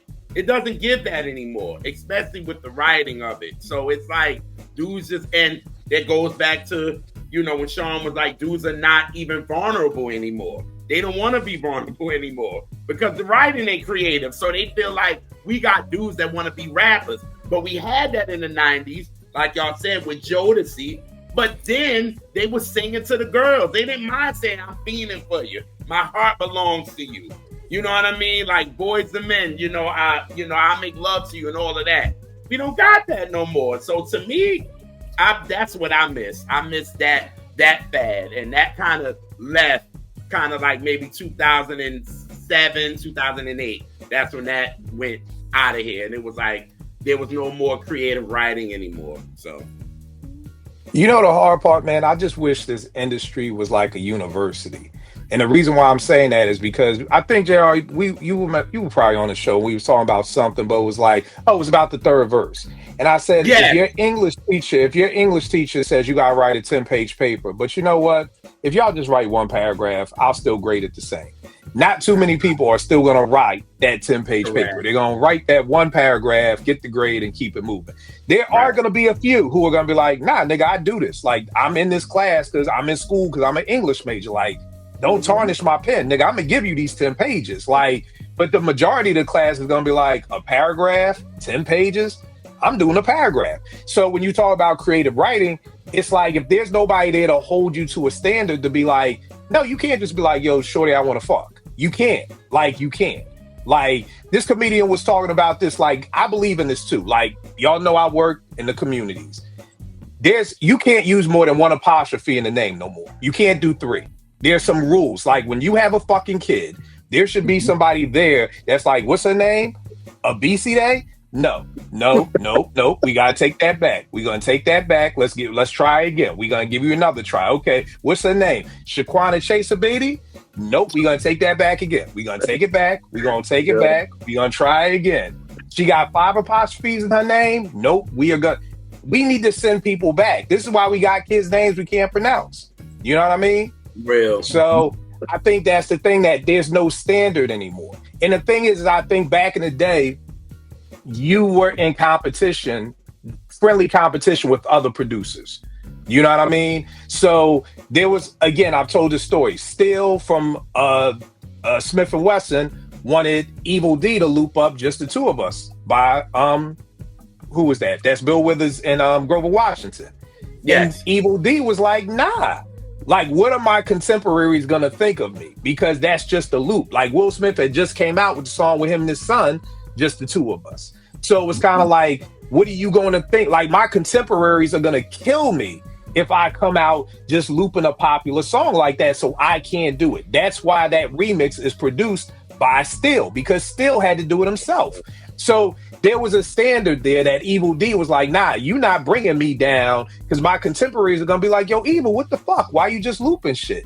So we need contemporaries. I think Babyface was probably like, I can't just do that bullshit, because Jam and Lewis going to call me on the phone like, is this what we doing now, nigga? Right. Like, there was a standard there. There is no standard anymore, because keep in mind, the goal back then was to make incredible music. That is not the goal anymore. The goal now is to get the bag. However we gotta get the bag. If I gotta write one verse so I can get the streaming numbers, or if the goal is different now. You know what I mean? So like I said, I just think that's the problem. And then the numbers just came out. I just put it on my IG. Yo, half these adults out here are illiterate. So you talking about creative writing, my nigga. Half these niggas can't really fucking write if we keeping it a buck. You know, half these adults out here can't read if we keeping it a buck. So again, you know, we're coming from an era where we used to have to take creative writing in school and turn in papers. You know what I mean? These kids ain't turning in no papers. You know, so and again, that's not the shit on everybody, because there probably are still people out there who can do it. But I think it's a pride thing that comes with it. Like it's my name. My name is my name. Some Marlo shit. My name is my name. I'm not putting my name on no bullshit like this. You know, and I think nobody cares about that if the only thing is the bag, and that's all people care about. So I remember what you said about the whole thing, like Babyface would be, if he did that, and Jam and Lewis would be like, yo, this is what we doing now. I miss the fact that when producers would be like, I would listen to other producers to make me better. You know what I mean? Like, it was like, yo, Babyface and L.A. Reid was like, we was listening to Jam and Lewis to make us better. Teddy was like, what the fuck are they doing over there? Like, even though I created this genre, what are they doing over there? It made me better. And I think that's another thing. You know what I mean? It's like everybody's sounding the same. That's another thing I was gonna go with, but I'm gonna go with Go ahead. Right. And then another thing you said about people being vulnerable. Here's the problem: you can't be vulnerable anymore, because somebody will use it against you. Facts. So when Kendrick did that album, the Mr. Morales album, during the Drake beef, now you got all the firepower. Oh, your aunt gay and this, that, and you said this and your son did it. It's like, damn, like I opened up and talked to y'all, but now y'all just throwing it back in my face. And not that I'm a Drake defender, but same thing with Drake. Drake, vulnerable as shit. Some niggas be like, no, nigga, you too vulnerable. And it gets used against them, because it's like, nigga, don't nobody want to hear about all your crying and shit like that. Like, it's almost like Redman. Like, get off that punk smooth shit, nigga. Come with that rough shit. Nigga don't want to hear that. Yeah, you know what I mean? So it's almost like you can't be too vulnerable nowadays, because it'll be used against you somehow, some way, which is fucked up too. So, Sean, what's your next joint, bro? My next one is intentional collaborations. And let me kind of break that down a little bit. Layered vocals was missing in R&B for a very long time. And you think about Marvin Gaye was probably one of the best when it came down to layer vocals. And you think about, D'Angelo background singing in some of the songs that we never knew it was him. You kind of hear a hint of him, but you just didn't know. It was very, very, very intentional. And we don't get that anymore because now, like you guys mentioned, before, Teddy Riley and L.A. Reid and these guys orchestrating who need to be in the background, who need to be on the forefront, and who need to layer those vocals to get a complexity of the music. We don't get that anymore at all in hip hop or in R&B. One of my favorite songs, and I think I told AJ this about a few months ago, just from a hip hop perspective. Cash Rules, everything. Cash Still Rules off of Wu-Tang Forever. And I'm a lot of Darkman fan. Anybody who know a lot of Darkman is one of my hope artists. But a lot of Darkman had a small piece in the bridge to Cash Still Rules. He's in the background, like a layer vocal. You know what I'm saying? Cash Rules still don't nothing moving but the money. Like he's in the background saying that under Method Man's tone. And for RZA just to put that in there. And you don't even know it's a lot of Darkman. You have to really listen to it. I'm like, that's genius. But then I saw an interview where RZA was saying how he remember when Marvin Gaye was doing his album, Hear My Dear album, where throughout that album, Marvin Gaye was doing a lot of layered vocals. Now, it was his own vocals that he was layering in, but Marvin Gaye also mentioned that he wished he would have gotten another singer to do the layered vocal on Hear My Dear as opposed to him, so it can give Hear My Dear an extra boost. Because Hear My Dear is a dope album. If you're going through a marriage situation, don't listen to Hear My Dear. That's you don't do that, right? You gotta stay away from it, right? It will hurt you. Stay away from it. But what Marvin was saying, that album was like a B-side for him because he didn't use layered vocals from other artists at that time that he could have utilized to help. Very dope album right there. There you go, right there. He didn't. John, you going the fuck off, but keep going. He didn't bring in a different vocal texture to help boost the actual complexity of that album. He kept his own layered vocals. So it sounded very monotone, if you will, but that was by design. So, just being intentional about putting people in places. And, again, we think about Jamie Foxx. Think about who he was singing in the background of, right? And think about who was singing background of him, like Tank. Tank was background singing, helping Jamie Foxx's voice be better than what it was. Because Jamie Foxx, he's not a great singer. But if you go back and you listen to that second, I think his first and second album, go back and listen to it real clear. You can hear Tank in that background, giving him an extra boost to push it over the edge. And sometimes you need that extra boost to push that song over the edge, to push that vocal over the edge. Yeah. Good point. Real quick, I just want to add on to that because that's a great point, and I think it ties back in to what Kill was talking about, or what we all were talking about in some of these instances about talent, right? You could be that maestro, but that's like being a great mechanic, but you have Fisher Price tools. Facts. Some of these niggas don't belong in the room, and you can't even boost them. You know what I'm saying? And in a lot of ways, you got people ghostwriting for certain people, even for shorter songs. Kill, like niggas still got ghostwriters for shorter. Crazy. Yeah, you know what I'm saying? And it's all comes across as manufactured instead of finding great talent in front of the mic, behind the mic, that can come together and create something unique or special or whatever it is. And that's how you get those moments like Sean was mentioning. You just don't, in hip hop and R&B, you just don't have enough of that anymore. It's more so about what's a hit, is the hook catchy, is the rhythm something that, sometimes they even break it down to the rhythm of the beat, not even just the sounds, just this type of rhythm, these 1-2s or whatever the fucks are catchy to people, and they don't know why. You know what I'm saying? But it is. And that kind of takes away from what we created, which comes from the soul and experience and history. That's what makes the music great, whether it's jazz, hip hop, R&B, soul, whatever. So to your point, it's kind of watered down, unfortunately, and there are some talented people, but it's almost as if, to Kill's point, they got to fall in line. So KC Yeah, on What's the yeah. 411 is phenomenal. KC in the background, just playing the background for Mary on the What's the 411. Even the song they got together, I Don't Want to Do Anything. Yeah, loving you is wrong. Yeah. Goodness. Loving you is all that I can do, man. This thing while Mary on the forefront before they got into the arguments. But just, you know what I mean, just to have that complexity, man, it just changes everything. Nah, facts. AG, what you got up next, bro? Real quick before I get to mine, I just want to say, Sean, you smoked that, bro. But my favorite, he did. My favorite example of what you're talking about was when Michael Jackson was on the Rockwell joint. Somebody's watching me. That's my favorite example of what you're talking about, because just that little part carried it over the top edge. You know what I'm saying? Yeah. The layers and the different texture and the voice and stuff. And you know, I don't even think he was credited on there as a feature or whatever. It's just like a background vocal, correct? And yeah, he did that for Barry, but yeah. Right, it was a favorite. And then, you know, but as soon as you hear it, his voice is so iconic, you like know that, and it just gave it that extra boost, like you were talking about, Sean. So that's my favorite example of that. And like you said, very intentional. So AG, real quick before you go, JR, real quick. The joint Herb Albert, God, what's that song? Sample for Latifah, Just Another Day.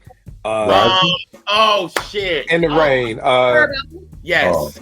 Herb Albert. What's the sample? No. The song. Janet is in the background. She's not the main singer. Making Love in the Rain. Making Love in the Rain. Who's the main singer on that? Who's the main singer? It's just him and Lisa Keith. Lisa Keith. But Janet is in the background, right? Yes. Yep. Right. Yeah. So another dope example what Sean is talking about. For people who may not get it, go listen to Making Love in the Rain by Herb Albert. Go listen to Somebody's Watching Me by Rockwell. So AG, what you got next, bro? For my next one, I got a fad that needs to die in hip hop. You know, shout out to the GOAT Nasir Jones for putting his youth baby picture on the album cover, but we gotta stop that. We gotta stop that. Like it's time to be done with it. So many people, you know. And then we had the Shark Biter skit from Cuban Links talking about Biggie biting off of that. You know what I'm saying? And then Lil Wayne then did it about 3 or 4 times, and all these other rappers. It's to the point where like it's just played out. Like that's a fad that needs to go somewhere. Like Illmatic set the bar, and you know it was cool for a while, but just everybody needs to stop doing that at this point. And on the same album covers tip, I'm glad the album covers that No Limit and Cash Money to paint by numbers like clip art. This nigga said paint by numbers. Pixels and paint. Yeah, paint by numbers. Listen, I'm glad that died out, because listen, that to me, that was a reflection of the music. Like I didn't even want to give, those albums a chance just by the aesthetics of the album cover at the time. You know what I mean? Because I was like, yo, this is trash. Right. This is straight terrible. You know what I'm saying? I've seen better Photoshop jobs. You know what I mean? And what's so funny? It made you not want it, but for people with a different aesthetic, it made them be at least curious about the album. And some people loved it. But for me, it had the opposite effect, and I'm glad that died out. You know what I'm saying? Because I couldn't get behind that. So yeah, stop doing the ages 7 to 9 on the baby pictures on the album cover. Don't do that no more. Ages 7 to 9. Yeah. I feel you. I ain't never liked them pixels joints either. Vague, what you got? No, I ain't like them either. Especially if you were an ugly baby and shit. Like who the hell told you that people were gonna go, oh, like no, nigga, I like the nigga with the beard. Like, this baby picture out of here. Full circle, you know what I'm saying? Wayne was putting the tattoos on the face of the baby and stuff like that. So next thing you know, we gonna have the baby on the album cover with the bald head and the goatee, like Sean was saying. That's what's up next. Yo, Fire. while we talking AZ, about get babies, off. Get off. can we stop doing the IG thing with the babies and movie scenes? Like, I hate it. can we stop? Terrible. I hate it. It's been overkill. I never liked it from the beginning. It's like there's nothing funny about a baby doing menace to society when fucking old dog killed a Chinese man. Like, why are we doing this? And why is somebody thought this was cute? Like, we gonna make a baby into a killer, and niggas are still doing it.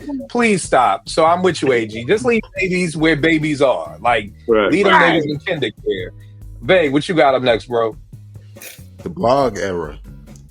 Obviously, I liked it a lot. The blog era is kind of like another golden age when you think about it, because of the hip hop content on the internet. You know, dudes was writing, people were reading. It was all about hip hop. You were finding exclusives. In a lot of ways, you discovered artists who became bigger artists, whether it was through, like I remember I was talking with Jay Electronica on MySpace. You know what I'm saying? And I didn't think he was like no star. He was just a rapper dude. And I was like, yo, I like his shit. But it seemed like that whole era of uploading your own music to the internet, like the mixtapes / albums that would drop, like it just felt like, to what I was saying earlier, the creativity was thick. And it was for a new generation, but an older generation was benefiting as well. Yeah, man, like honestly, that's the type of thing that shouldn't be a fad, but apparently it kind of became a fad because a lot of that's not around anymore.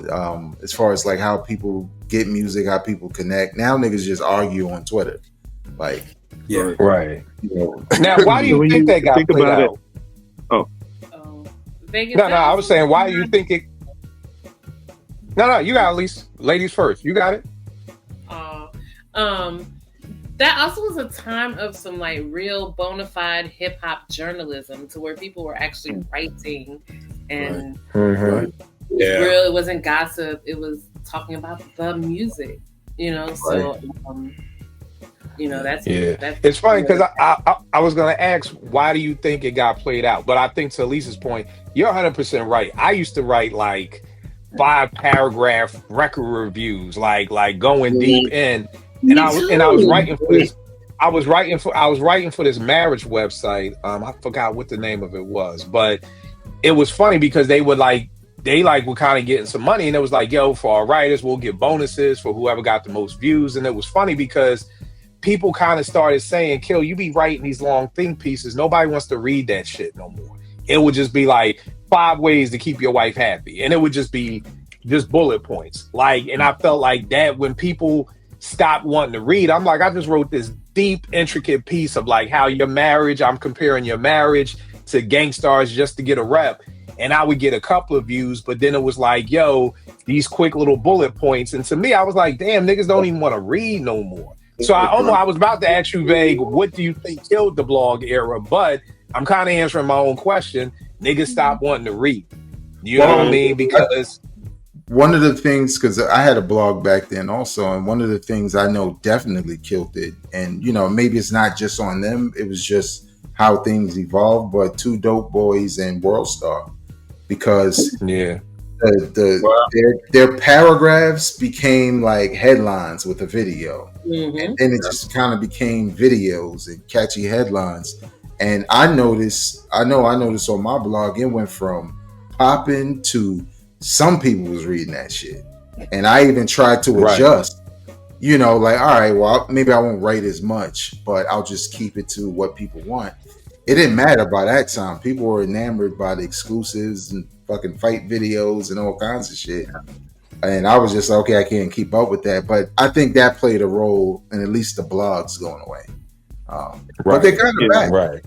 If you think about it, man, Joe Budden really pioneered a lot. He did a lot of things that's like seemed niche at the time, but was ahead of the curve. You know what I'm saying? With the blogs, releasing his music direct to fans, and then, you know, even with the podcasting, you know what I'm saying? He was one of the first mainstream cats in the game to do it. So it's kind of crazy when you think about it. But I think a lot of the blog era say what? Terrible. That's all. Yeah, I think a lot of the Joe did a lot, like this whole reality TV shit. Like Joe Budden TV, like Tahiri, like Joe Budden TV was so big on YouTube that his girl Tahiri got on the cover of King magazine. Yep. That was only for like actresses and people in the know. He got his girl up there just from doing Joe Budden's TV. He used to do things like, yo, meet me at the we playing kickball out in Jersey. He was one of the first people who really was interacting with his fans online and making himself accessible and stuff like that. You know, so yeah, you're right. Joe was can't stand his podcast now, but he was doing a lot of dope shit back in the day. You know what I mean? I think one of the reasons to answer the question too, I think the blog era in general, with the blogs themselves and the people that were thriving in the blog era, like the rappers and stuff, they became more niche than anything. And, you know, the mainstream plucked out the ones that they wanted, the Drakes, the Cuddies, the J. Coles and stuff, and then they turned them into megastars. But the blog era kind of died out in and of itself because it was looked at as being too niche. Yeah. Mm-hmm. And I remember Two Dope Boys stopped writing, and it just kind of went to, yo, here's the new comment album coming. Like it just became quick hits. There wasn't like anymore, like you said, at least it wasn't any more journalism. It was like just a quick hit. It was like people don't, and again, like what are you doing this for? If it's for the bag, then okay, well, boom, I got to get a quick hit. You know what I mean? People ain't reading it. And it was hard for me to dumb down my shit because I'm writing to try to help people in their relationships and their marriage, but you just want me to just top 5 ways to do this and top 2 ways to do that and just something real quick to get them in and out. I'm like, I don't know how to write like that. Like, that's not how I was taught to write. Right. And Q, that's hard for folks like us who are writers, who are creatives, who are like intellectuals. It's hard for us to dumb down. Yeah, to dumb it down. Really don't like, really know how to do it. Like, it just right. It's so unnatural. It's like, yeah. Right. Like it would be dead ass. They'd be like, yo, just write a bullet point in one sentence. And I'm like, well, how can I tell you how to make your wife happy in one sentence? Like, I don't know how to do that. Like, it's not one sentence. You know what I mean? So it was like, so I never won the bonus and my shits was mad long, but I'm like, that's the only way I know how to write. You know what I mean? Ladies and gentlemen, that's how we got TikTok. There you go. There you go. That attention span. Yeah. I saw something. They said the average human now has the attention. A goldfish has a longer attention span than humans, and it's like 8.9 seconds. That's know, and it's like we just got to keep scrolling. Like you come to my teen center and tell my kids put away their phone. This is just them all day, just scrolling, like just. That's it. There is no real time to really sit there and even read. Did you even read what the person said? Nah, Miss Kill, we don't give a fuck about that. We, so that's the thing. So great point on that. The next thing I got up is pro black hip hop, man, and I loved this time in hip hop. You know what I mean? I almost feel bad calling it a fad, but I mean it was a time in hip hop, and I mean P's, It Takes a Nation, BDP's by all means necessary. I mean, rocking the African medallions. And I remember for a long time, I thought it was really PE who got that. But y'all check out this book by Paradise Gray, Ain't No Half Stepping. This is about Latin Quarters. And they talk about that there would be so much crime going on in Latin Quarters. People getting robbed, getting their rope chains snatched, that they were the ones who started saying, yo, we're African medallions. Like, we don't even wear no rope chains because too many people were getting robbed. And that's really what sparked the whole African medallion wearing that. But I mean, you think about it like this. I always tell people it was a joke. It's like, yo, the Intelligent Hoodlum had a song called Arrest the President. He's the drug dealer. And then you fast forward 6 years and this nigga's tragedy Gaddafi. Now he's the drug dealer. You know what I mean? So it's really like that was how the pro-black, it got played out. And if you wanted to survive, then you had to play that game. You know what I mean? So it's kind of like, and I mean, pro-black was everywhere. Def Jeff was out in LA. Paris was out in Oakland. King Son. I mean, you think about the names. Queen Latifah. Like, it was a pro-black. We were proud to be black. And it kind of morphed from being political to 5% because when PE got played out, it kind of just morphed into Brand Nubians and Poor Righteous Teachers. And then eventually probably by like 93, 94, like it was just out the window. Like Wise Intelligence, was like to me one of the craziest MCs ever. And he just disappeared, still putting out music now, but nobody was checking for that, Peace God and, you know, shit, just back in the day, we used to end every song with peace. I remember we get off the phone, be like, yo, peace. Like, you know, and I loved how Main Source had peace is not the word to play. Like you said, like I seen a nigga turn around, shoot a brother and turn around and say peace. Like, yo, and it's just like, that just got played out. But I mean, I feel like that was definitely done intentional because it was too many young black kids getting knowledge of self and reading books. It wasn't my Black history teacher that had me read Malcolm X Speaks. It was Public Enemy. It was KRS, you know, and that music was educating too many blacks. So they had to get that up out of here. Let's get some coke. We had to get into our Heineken and a 40 and a blunt era, you know what I mean? And stop people from thinking and reading. We need to get these dudes get them in the St. Ives, get them on some Heinekens, get them smoking, but we can't have them reading books. That shit ain't working for us right now. Yes. So sad part about that. Yeah, what happened to peace? Like Eric B said, peace. Like you couldn't end your song. Like I'm sure that probably was a real. I would love to know if that really happened. Like Rakim was like, I'm done. And Eric was like, nah, nigga, what happened to peace? You can't. Song ain't over till you say peace. Like you gotta say peace. My bad. Peace. Like what are you even doing? You couldn't even end your song without that. And now it's like, yo, fuck peace. You know what I mean? So sad thing. Elise, JR, what y'all got up next? Oh, we missed I guess fad, but the eras of R&B bands. Ooh. Yes. Ooh. The bands is lacking, and I miss the bands because it showed a different unity through music. Yep. It showed talented musicians, each in their own right, coming together and making like a beautiful thing happen. And I think music deeply suffered because, you know, after the 80s, we didn't have too many bands. We had some, but very few. Right. Yeah. Right. After the 80s, we only had two bands. We had Tony. We had Mid Condition. Yeah. And then we had to wait till 2000 to get the internet. That's it. We have nothing. No bands, no nothing. So it's just showing the musicality of what we have as far as R&B for real. Because it bothers me too, because it's bands and groups, and there's two different things. You have a vocal group and you have a band. You know what I mean? And I don't think people really know the difference between the two. And that's why I think we lost that. Because in the last of the 90s, we had so many groups, but we still had Tony and Mid Condition killing it in the 90s for real. So it was okay, we got a band here. They're giving us the feeling of what we had in the 80s as far as time and all of that, and the 70s as far as, you know, Earth, Wind, and Fire and the Ohio players and Kool and the Gang and all that. So we still getting that feeling. But after them two, we didn't have nothing in like you said, the internet. And they came out, 2010? So that's another thing in R&B we're missing is bands. You know what I mean? So right. I agree. Veg? I appreciate, even though he ain't dropped the album in like 10 years, D'Angelo coming back with the Vanguard. Agreed. Yeah.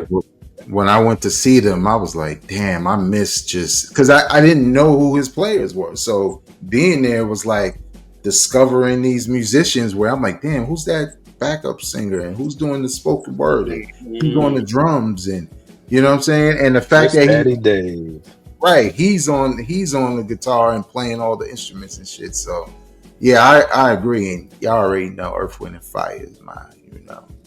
I know, that's why I brought him in. And also, like, you know, in the 2000s, Foreign Exchange coming to give us that band feeling back. Yeah. But, you know, I think attempted to give that aesthetic was Silk Sonic when they came out. I think they tried to give that whole aesthetic and take it back to that time. You know what I'm saying? A lot of people hated it, but they was the last ones to like really try that. To bring that band aesthetic. They tried, but it was flat. Yeah, I didn't like it. Everything that I think I'm the only person who liked that album, man. I'm the only one. I was like more like an EP. That's nice. But the thing about that is that Anderson had been doing so many wonderful things with bands before that. that shit just look like bullshit. Yeah. Do y'all know the shit? Do y'all know the fuck Anderson be doing with No Worries, with Free Nationals, with him? Like, it's for us to get what we got with them, it was like I didn't like. Do you know that body of work? That shit is bullshit. Right. Because Leave the Door Open got us hype. Because Leave the Door Open was great. What's a great song? Great. So when you got the album, you thinking, all right, we gonna get some band shit. That shit was flat. It wasn't even an album. It was like an EP to me. Out for 2 days. Like, no. I was offended. So here's the crazy thing. And again, it's about the goal. Because I would almost, and y'all could correct me if I'm wrong, I feel like that album got more pub than anything Pac was doing with the Free Nationals, with NX Worries, even with his soul stuff. Those songs, because of Bruno, right? But what I'm just saying is that those songs were so big. Those songs were so big. I mean, my godson, who was maybe 8 at the time, came over to the studio like, Uncle Kill, can I do a Silk Sonic song? Like, they were that big. So again, it's like it reminds, at least what you're saying reminds me of when Taraji was talking about like, yo, how is Cookie my biggest role? Like, all the great shit I've done, and y'all just gravitate towards Cookie. Like, how? So it's like you're saying all this great stuff that Anderson .Paak has done, and y'all gravitate to Silk Sonic. Like, but those were the biggest songs that people know him for. I mean, we know him for. I know him from Compton. That was the first time I heard Pac. You know, was on Dre's Compton, and you know, but for the average person, you say Anderson .Paak to the average person, and they're gonna go Silk Sonic. They're not going to know about Free Nationals. They're not going to know. I don't even know if that's the pop audience, AG. That can be somebody black who likes soul music, but you don't know about NX Worries. Yeah. The average person don't know about the Free Nationals. I'm talking black folk. I ain't talking about pop white, top 40. I'm talking about black people. We know. Yeah. Trust me, we know it's just the push behind the money and the dollars behind Silk Sonic. That's what it was. I just think certain people's ears are just crying for a different thing, and I don't think there's anything you can do about that. That's true. Right. But what I'm saying is that the average person doesn't even know about the Free Nationals. Yeah. Like, no, they don't. Like, not music heads, but the average person who may even be a Pac fan may have no idea. Same thing, Vegas. The average person who's a D'Angelo fan has no idea the Vanguard. If you just ask the D'Angelo fan who was his band on the last album, they're not gonna know. It don't mean that they pop. It don't mean that they white. It don't mean that they don't got good ears. It's D'Angelo. I had a sidebar about that because I had an actual situation yesterday. To where I played the song "Another Life" from D'Angelo and Vanguard at work, and no black person ever said shit to me about that song, but a white dude about 40 years old was like, oh my god, that's that D'Angelo and the Vanguard.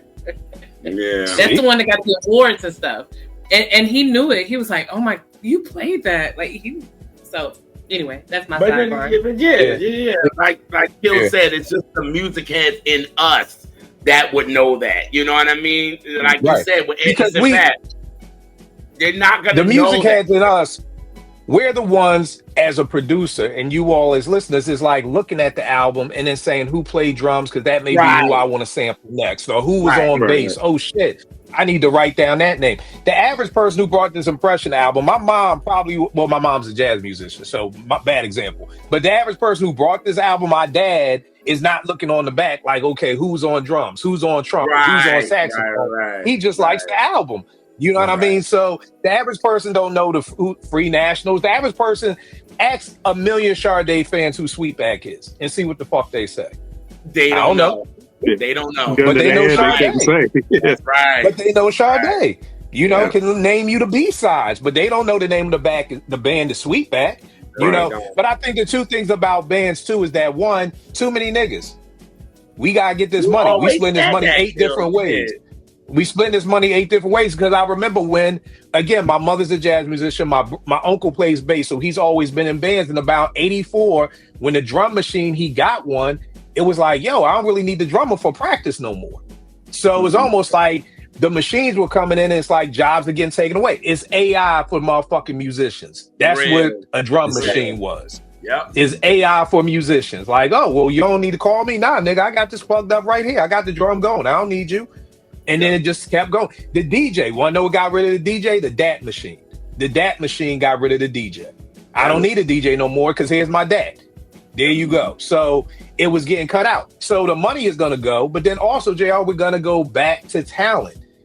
You know, a lot of the people grew up. My mother was a music teacher for 30 years in Philadelphia, teaching music. There ain't music teachers no more. She got out. She retired right before they would have cut her job. You know what I mean? So we don't have those music people growing up that have been playing instruments since they were 8. You know what I mean? So again, we can't have bands if niggas don't know how to play. That's real. That's fair. Or if they don't know how to play good. You know, maybe you know how to hold a note, or you know you can do a couple of things on the bass, but you can't. My biggest thing is you know how to play. If you in church and the damn pianist gets the Holy Ghost, you can go up there and keep jamming with. That's how I know you know how to play. That's my definition of you know how to play. I've read credits and people been like, yeah, I played the keyboard. Nigga, you did not play the keyboard. You messed with it and kept doing it and sequencing it until you got it right. But nigga, you ain't just sit down in one step and nigga, you can't play the keyboard. So I know you, nigga. You can. So again, different definitions for the same word. So if niggas can't play good, then you end up like Vegas was saying. RZA was hiring musicians. Right. The average nigga trying to sound like Swiss is just fucking around on the Triton, just hitting buttons and seeing what sound good. So, right. That's what it sound like. That now we got it. You know what I mean? So I love that. Who's next? Our conversation is so good. I don't forgot what said. Sean's on it. Oh, Sean, what you got next? I think you. I thought it was you, Sean. You already went. Yeah, I went. Yeah. Okay. I was on a cycle. Yeah. Kill, you brought up the medallions. My next one is a fad, which was one of my favorite eras, was the chains with the iconic pendants. You know what I'm saying? The iconic pieces. You got, you know what I'm saying, the Rockefeller chain. You got the Death Row chain. You got the QB piece with Nas. You got Inspector Deck's, Woo medallion. Like, it was so, during that era, so many iconic jewelry pieces that they build up their own lore because they were mentioned so much in the rhymes. You know what I'm saying? Like Nas even said on the recent King's Disease, Cuban Link, QB chain belonging to MoMA. Like, you know what I mean? So, but that was a fly bar because, that resonates with us because the chain really has that much lore to it. You know what I'm saying? And Rockefeller, when they signed a new artist, I got the same statue. Chain.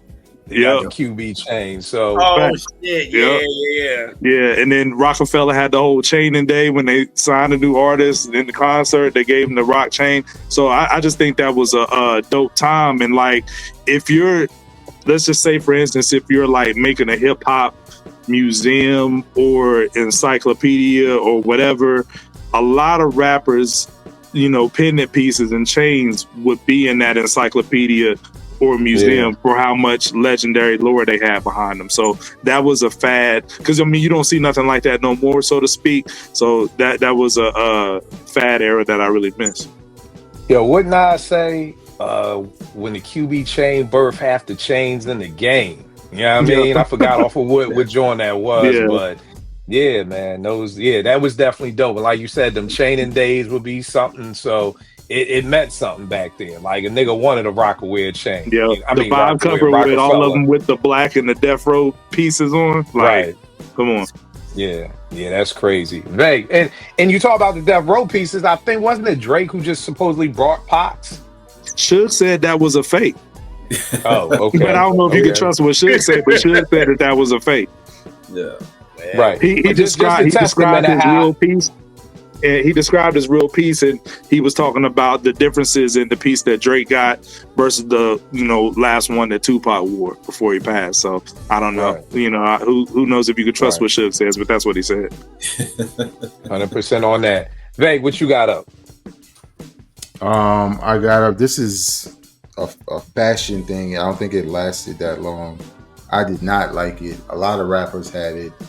I don't know the name of it. But it was that it was like a hat that was like cloth, and then there was like another cloth tied around it. Yeah.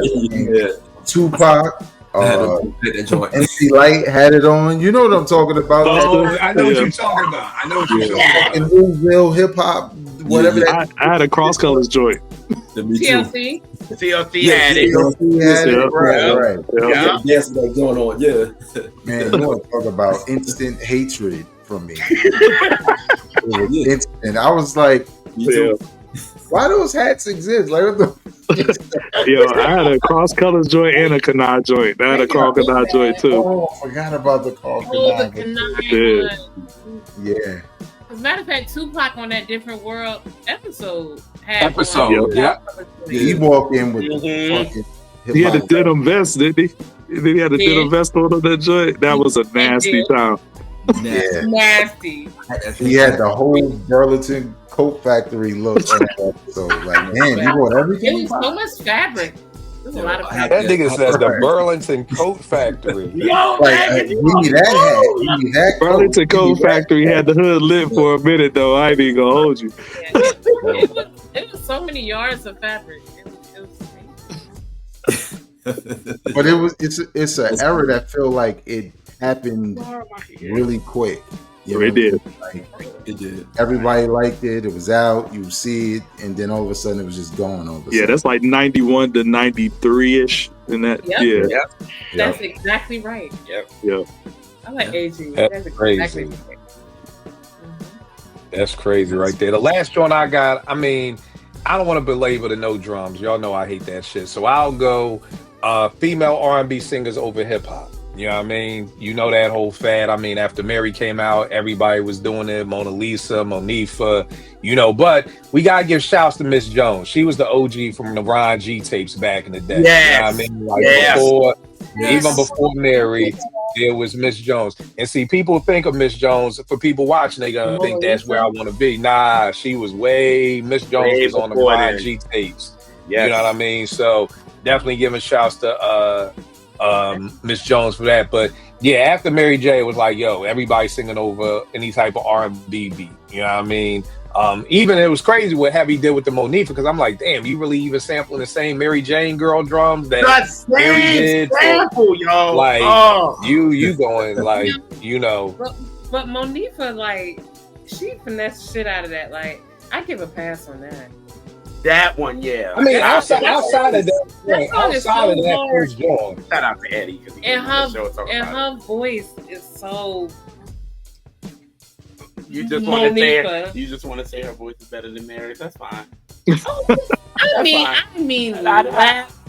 mean, that's fine. That's fine. Revolutions around the earth. Okay. Yeah, about to get triggered. I got it. Revolutions around the earth. That is crazy. Even though you're right, but I got it. Y'all stupid, man. What y'all got for y'all last joint? All right, my last one is the Autotune bullshit. The Autotune bullshit. And then T-Pain faked y'all out because the nigga can really sing. That's what the problem is. Yo, he really can. Like, he faked y'all out, like, for real. I went to a T-Pain concert a few months ago. Yes. And he can his covers. Dope. Usher was mad at the nigga, but then he's still gonna end up doing it. Like, how you gonna be mad? You gonna do it? Like that whole thing. It was just, I was pissed. I was tight. Bro, the whole moral of this episode is the bag. Everybody is doing it for the bag.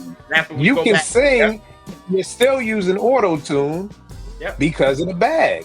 You know what I mean? So that's the thing. It's like, it's not about nothing. It's just the bag. That's all everybody wants. We're following fast. What are you saying, Elise? Did y'all think that was the beginning of the use of the Autotune? No, it wasn't. But it wasn't as bad.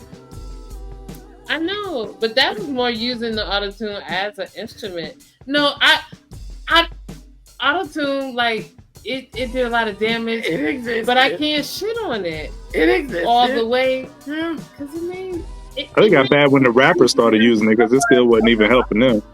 It was, it missed. Like Wayne, nah. Right, like people like that shouldn't have used it, Right. and that's my problem. I It sounded good with Payne because Payne could actually sing a note. You know what I'm saying? But Wayne using it, sounding like never mind.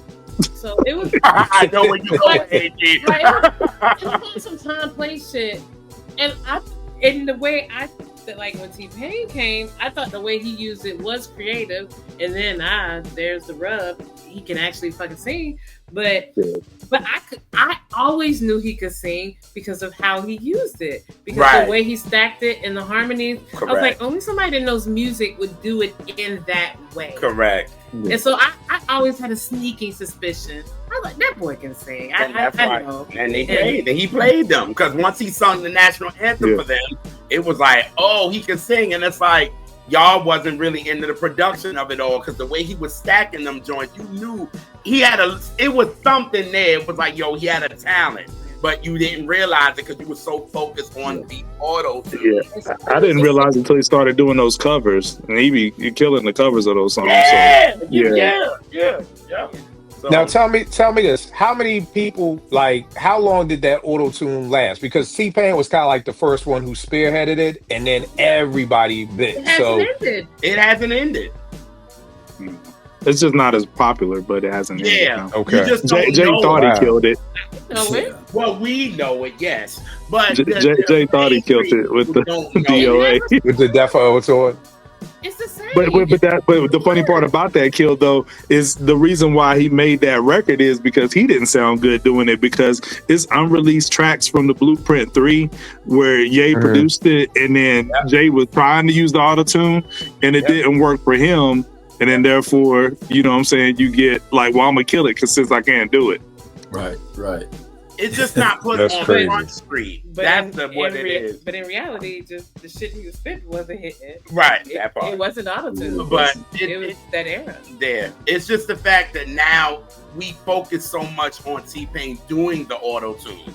So everybody after that did. But now that Jay, quote unquote, came out with the depth of auto-tune, it's like Kill said, if Jay said it, there it is. But as R&B, we hear it. People still do it. People was doing it back in the 90s too. But it wasn't the focus of it. T-Pain made it the focus, and that's what everybody did. And you still hear it with the new girls now because they can't sing. Exactly. So let them do it live. They sound horrible. So you know there's auto-tune still going there, but that's not the focus anymore. It was always T-Pain's using auto-tune. He's using auto-tune. But when he showed you that he can really sing, but the ones that, like us, that really knew, wait a minute, even though he was using it, there was something that he was doing that you knew that he had a voice. Now, nah. These people ain't got no voice at all. But it's wasn't like Britney Spears using it or something like back then? Wasn't she using like auto-tune? Britney Spears? Oh, you know she was using it. Yeah. She was using it, and please, like, because auto came about like 93. It came in the early 90s. It came in the early 90s. Like, it's not a new phenomenon. It's not. No, not at all. Not at all. It's not. Because even got bullshit in the 90s that we like, that people were still using it. You know what I mean? I like, but it's an asterisk. I know it's bullshit. I like it. I like it. But it's fucked up. Right. Guilty pleasure. Guilty pleasure. There we go. But I ain't guilty about it, but I know it's bad. I ain't guilty though. I love it. Right. So that's my answer. Sean, what you got for your last John? My last one, the B-sides. Ooh. We are missing B-sides. Sean gets the collection plate. Yes. Right? Sean, he came for the tithes and offerings this week. Yes, man. Yo, remember when we got those B-sides? We were like, yo, this should have been the lead single. You know what I mean? I remember, and it's crazy because my uncles were like, hip hop and R&B, instrument, everything, right? When All Cried Out came out, right, by Lisa and Cult Jam. I didn't realize that was actually a B-side. That was never supposed to be a lead single. It was always a B-side. Even with Full Force, when B Fine for Full Force and those guys were writing it, it was supposed to be the flip side to, what Lisa was supposed to do. but it was actually a B-side that became a hit record. But it started out as a B-side because they did not know where it was going to go, because no one knew that, you know, a Puerto Rican from New York was going to come out like that with a song that powerful as a ballad, along with D-Fine, right? So again, B-sides is something that we don't really talk about no more. It's not done anymore. Even in hip hop, Nas was like one of the leading hip hop artists of B-sides when he was coming out, right? Even if you go back and you think about some of the older music that came out a long time ago, when Lionel Richie started going. Okay, I'm done with you, Sean. Good night. Bye.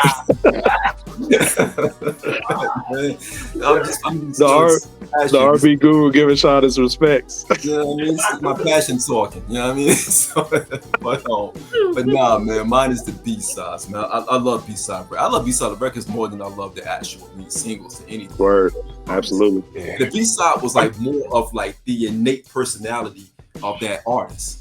Because they didn't know if it was going to work or not. So it was like, yo, I'm just going to put this out because I loved it. And Prince was one of the best when it came to B-sides. Straight up. One of the best. And the thing too is you saw the evolution of the B-side from going from what you're talking about to it then becoming, I'm going to put an extra song that ain't on the album on the B-side. So when you think about Gangstar, The Question Remains, you know, that was a B-side. So I forgot, Suckers Need Bodyguards, maybe that was the B-side for. I can't remember, but then you started getting the Wake Up B-side also on Take It Personal. Yeah, well, the Wake, I think what they it was a B-side, but they said it was like made for daily operation. But by the time it dropped, they was gonna put it on Hard to Earn. But yeah, it was a B-side. Yeah, because I had the vinyl on Take It Personal, and that was one of the songs. Right, it's crazy. You know what I mean? So yeah, it's like, and then you took pride, and then after a while, it became a pride thing. Because again, I felt like hip hop in the '90s, which was so beautiful about it, was there really wasn't a bag to really go get yet.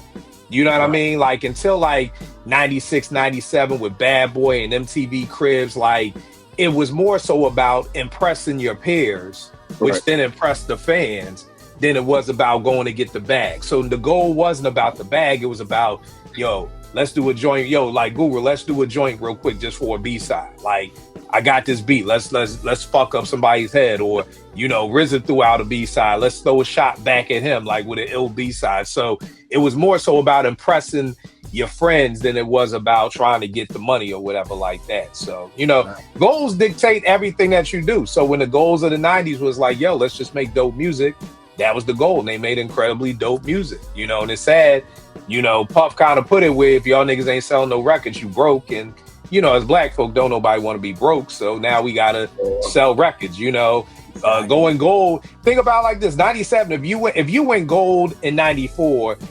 93, yo, that's good shit. You go gold in 97, nigga, you a bum ass nigga. Like, you know what I mean? Like, and in 4 years, you went from being proud of a gold plaque to if you got a gold plaque in 97, you'd fuck around and not even say nothing. Exactly. Like if you didn't go, you would just put that plaque in the back somewhere. Like, I'm not even gonna bring that up. You know what I mean? Type thing. You know, so that was the goal. AG, what you got for your last joint? For my last joint, you know, I think I'm a little bit younger than you, Kill. You 50? You said 51? 51. Yeah, I'm 44, right? So, I think my formative years in the mid to late 90s, you know what I'm saying, is the best era of hip hop. That's, you know, just what I came up in, so I feel that way about that era. And I like the early 2000s too, but I was thinking about a fad that I think that era was so strong, but I was trying to think of a fad that could have been a detriment to that whole era that may have watered down that era. And I tried to think of something that's like, what if this didn't exist? How much doper would that era have been, right? So this fad had great intentions, but I believe it was to a detriment in a lot of ways. And that was the fad of when a rap superstar got on with a major label, them starting their own subsidiary label and signing the whole hood of all like the niggas that didn't have any talent. The same lunatics. You know what I'm saying? The guys that didn't have any talent, and it's good intentions. You want to bring the whole hood on and get them, you know what I'm saying, off the corner selling dope, whatever. But a lot of those guys wasn't talented, bro. And then I'm like Benny with his album. Everybody can't go. Like, you know what I mean? So I think about how watered down a lot of that era was just by people putting their crews on. The intentions was good, but we didn't need those guys on the feature. You know what I'm saying? Or dropping the compilation album. We didn't need a lot of those. So that was the fad. I'm glad kind of died out. What was M's crew name? Eminem's crew? D12. D12. Yeah, all of them niggas. Get them out of here. That's one of weirdos. Was crazy. D12, man. The Saint Lunatics, man. I forgot. Somebody was saying some shit about them on Twitter. Like, nah, they was nice. Like, what? The Saint Lunatics? Don't come from me. What the hook gonna be? Ew. That was nasty. Yo, man. But imagine how dope that era would be if, like, a lot of those crews didn't water down some albums. You know, that might be granted, the Outlaws wasn't they was from Jersey. They went from out west with Pac. Machiavelli is my favorite Pac album. But I was having a discussion with somebody online the other day. Imagine how dope Machiavelli would be without the Outlaws, you know what I'm saying, throughout that whole album. You know, because they just water it down. You know what I mean? Yep. So right. Fact. And the key is you could put on your peoples, just people with talent. Right. Like that was the thing. Like, Eric, think about EPMD. These niggas gave us DOS Effects, Redman, Eve Murray, and K Solo. Like, yo, you can put on your peoples, just make sure your peoples is dope. You know what I mean? So that's the thing. Veg, what you got for your last joint? All right, I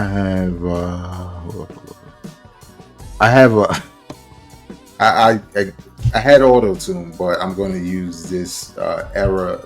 But the fashion, the neo soul era. Now you know what I'm talking about. Black women were dressing like fucking Erykah Badu because of all this that was happening.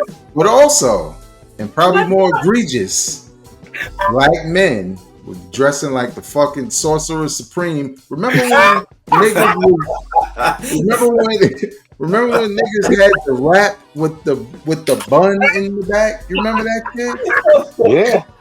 Niggas was coming around, peace queen. Like, what, nigga? The Sorcerer Supreme is crazy. I love the music, and it was making me hate the whole situation so much.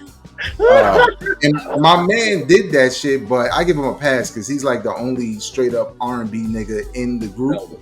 That's all he listened to. So I'm like, of course he gonna wrap his fucking head and put the wow.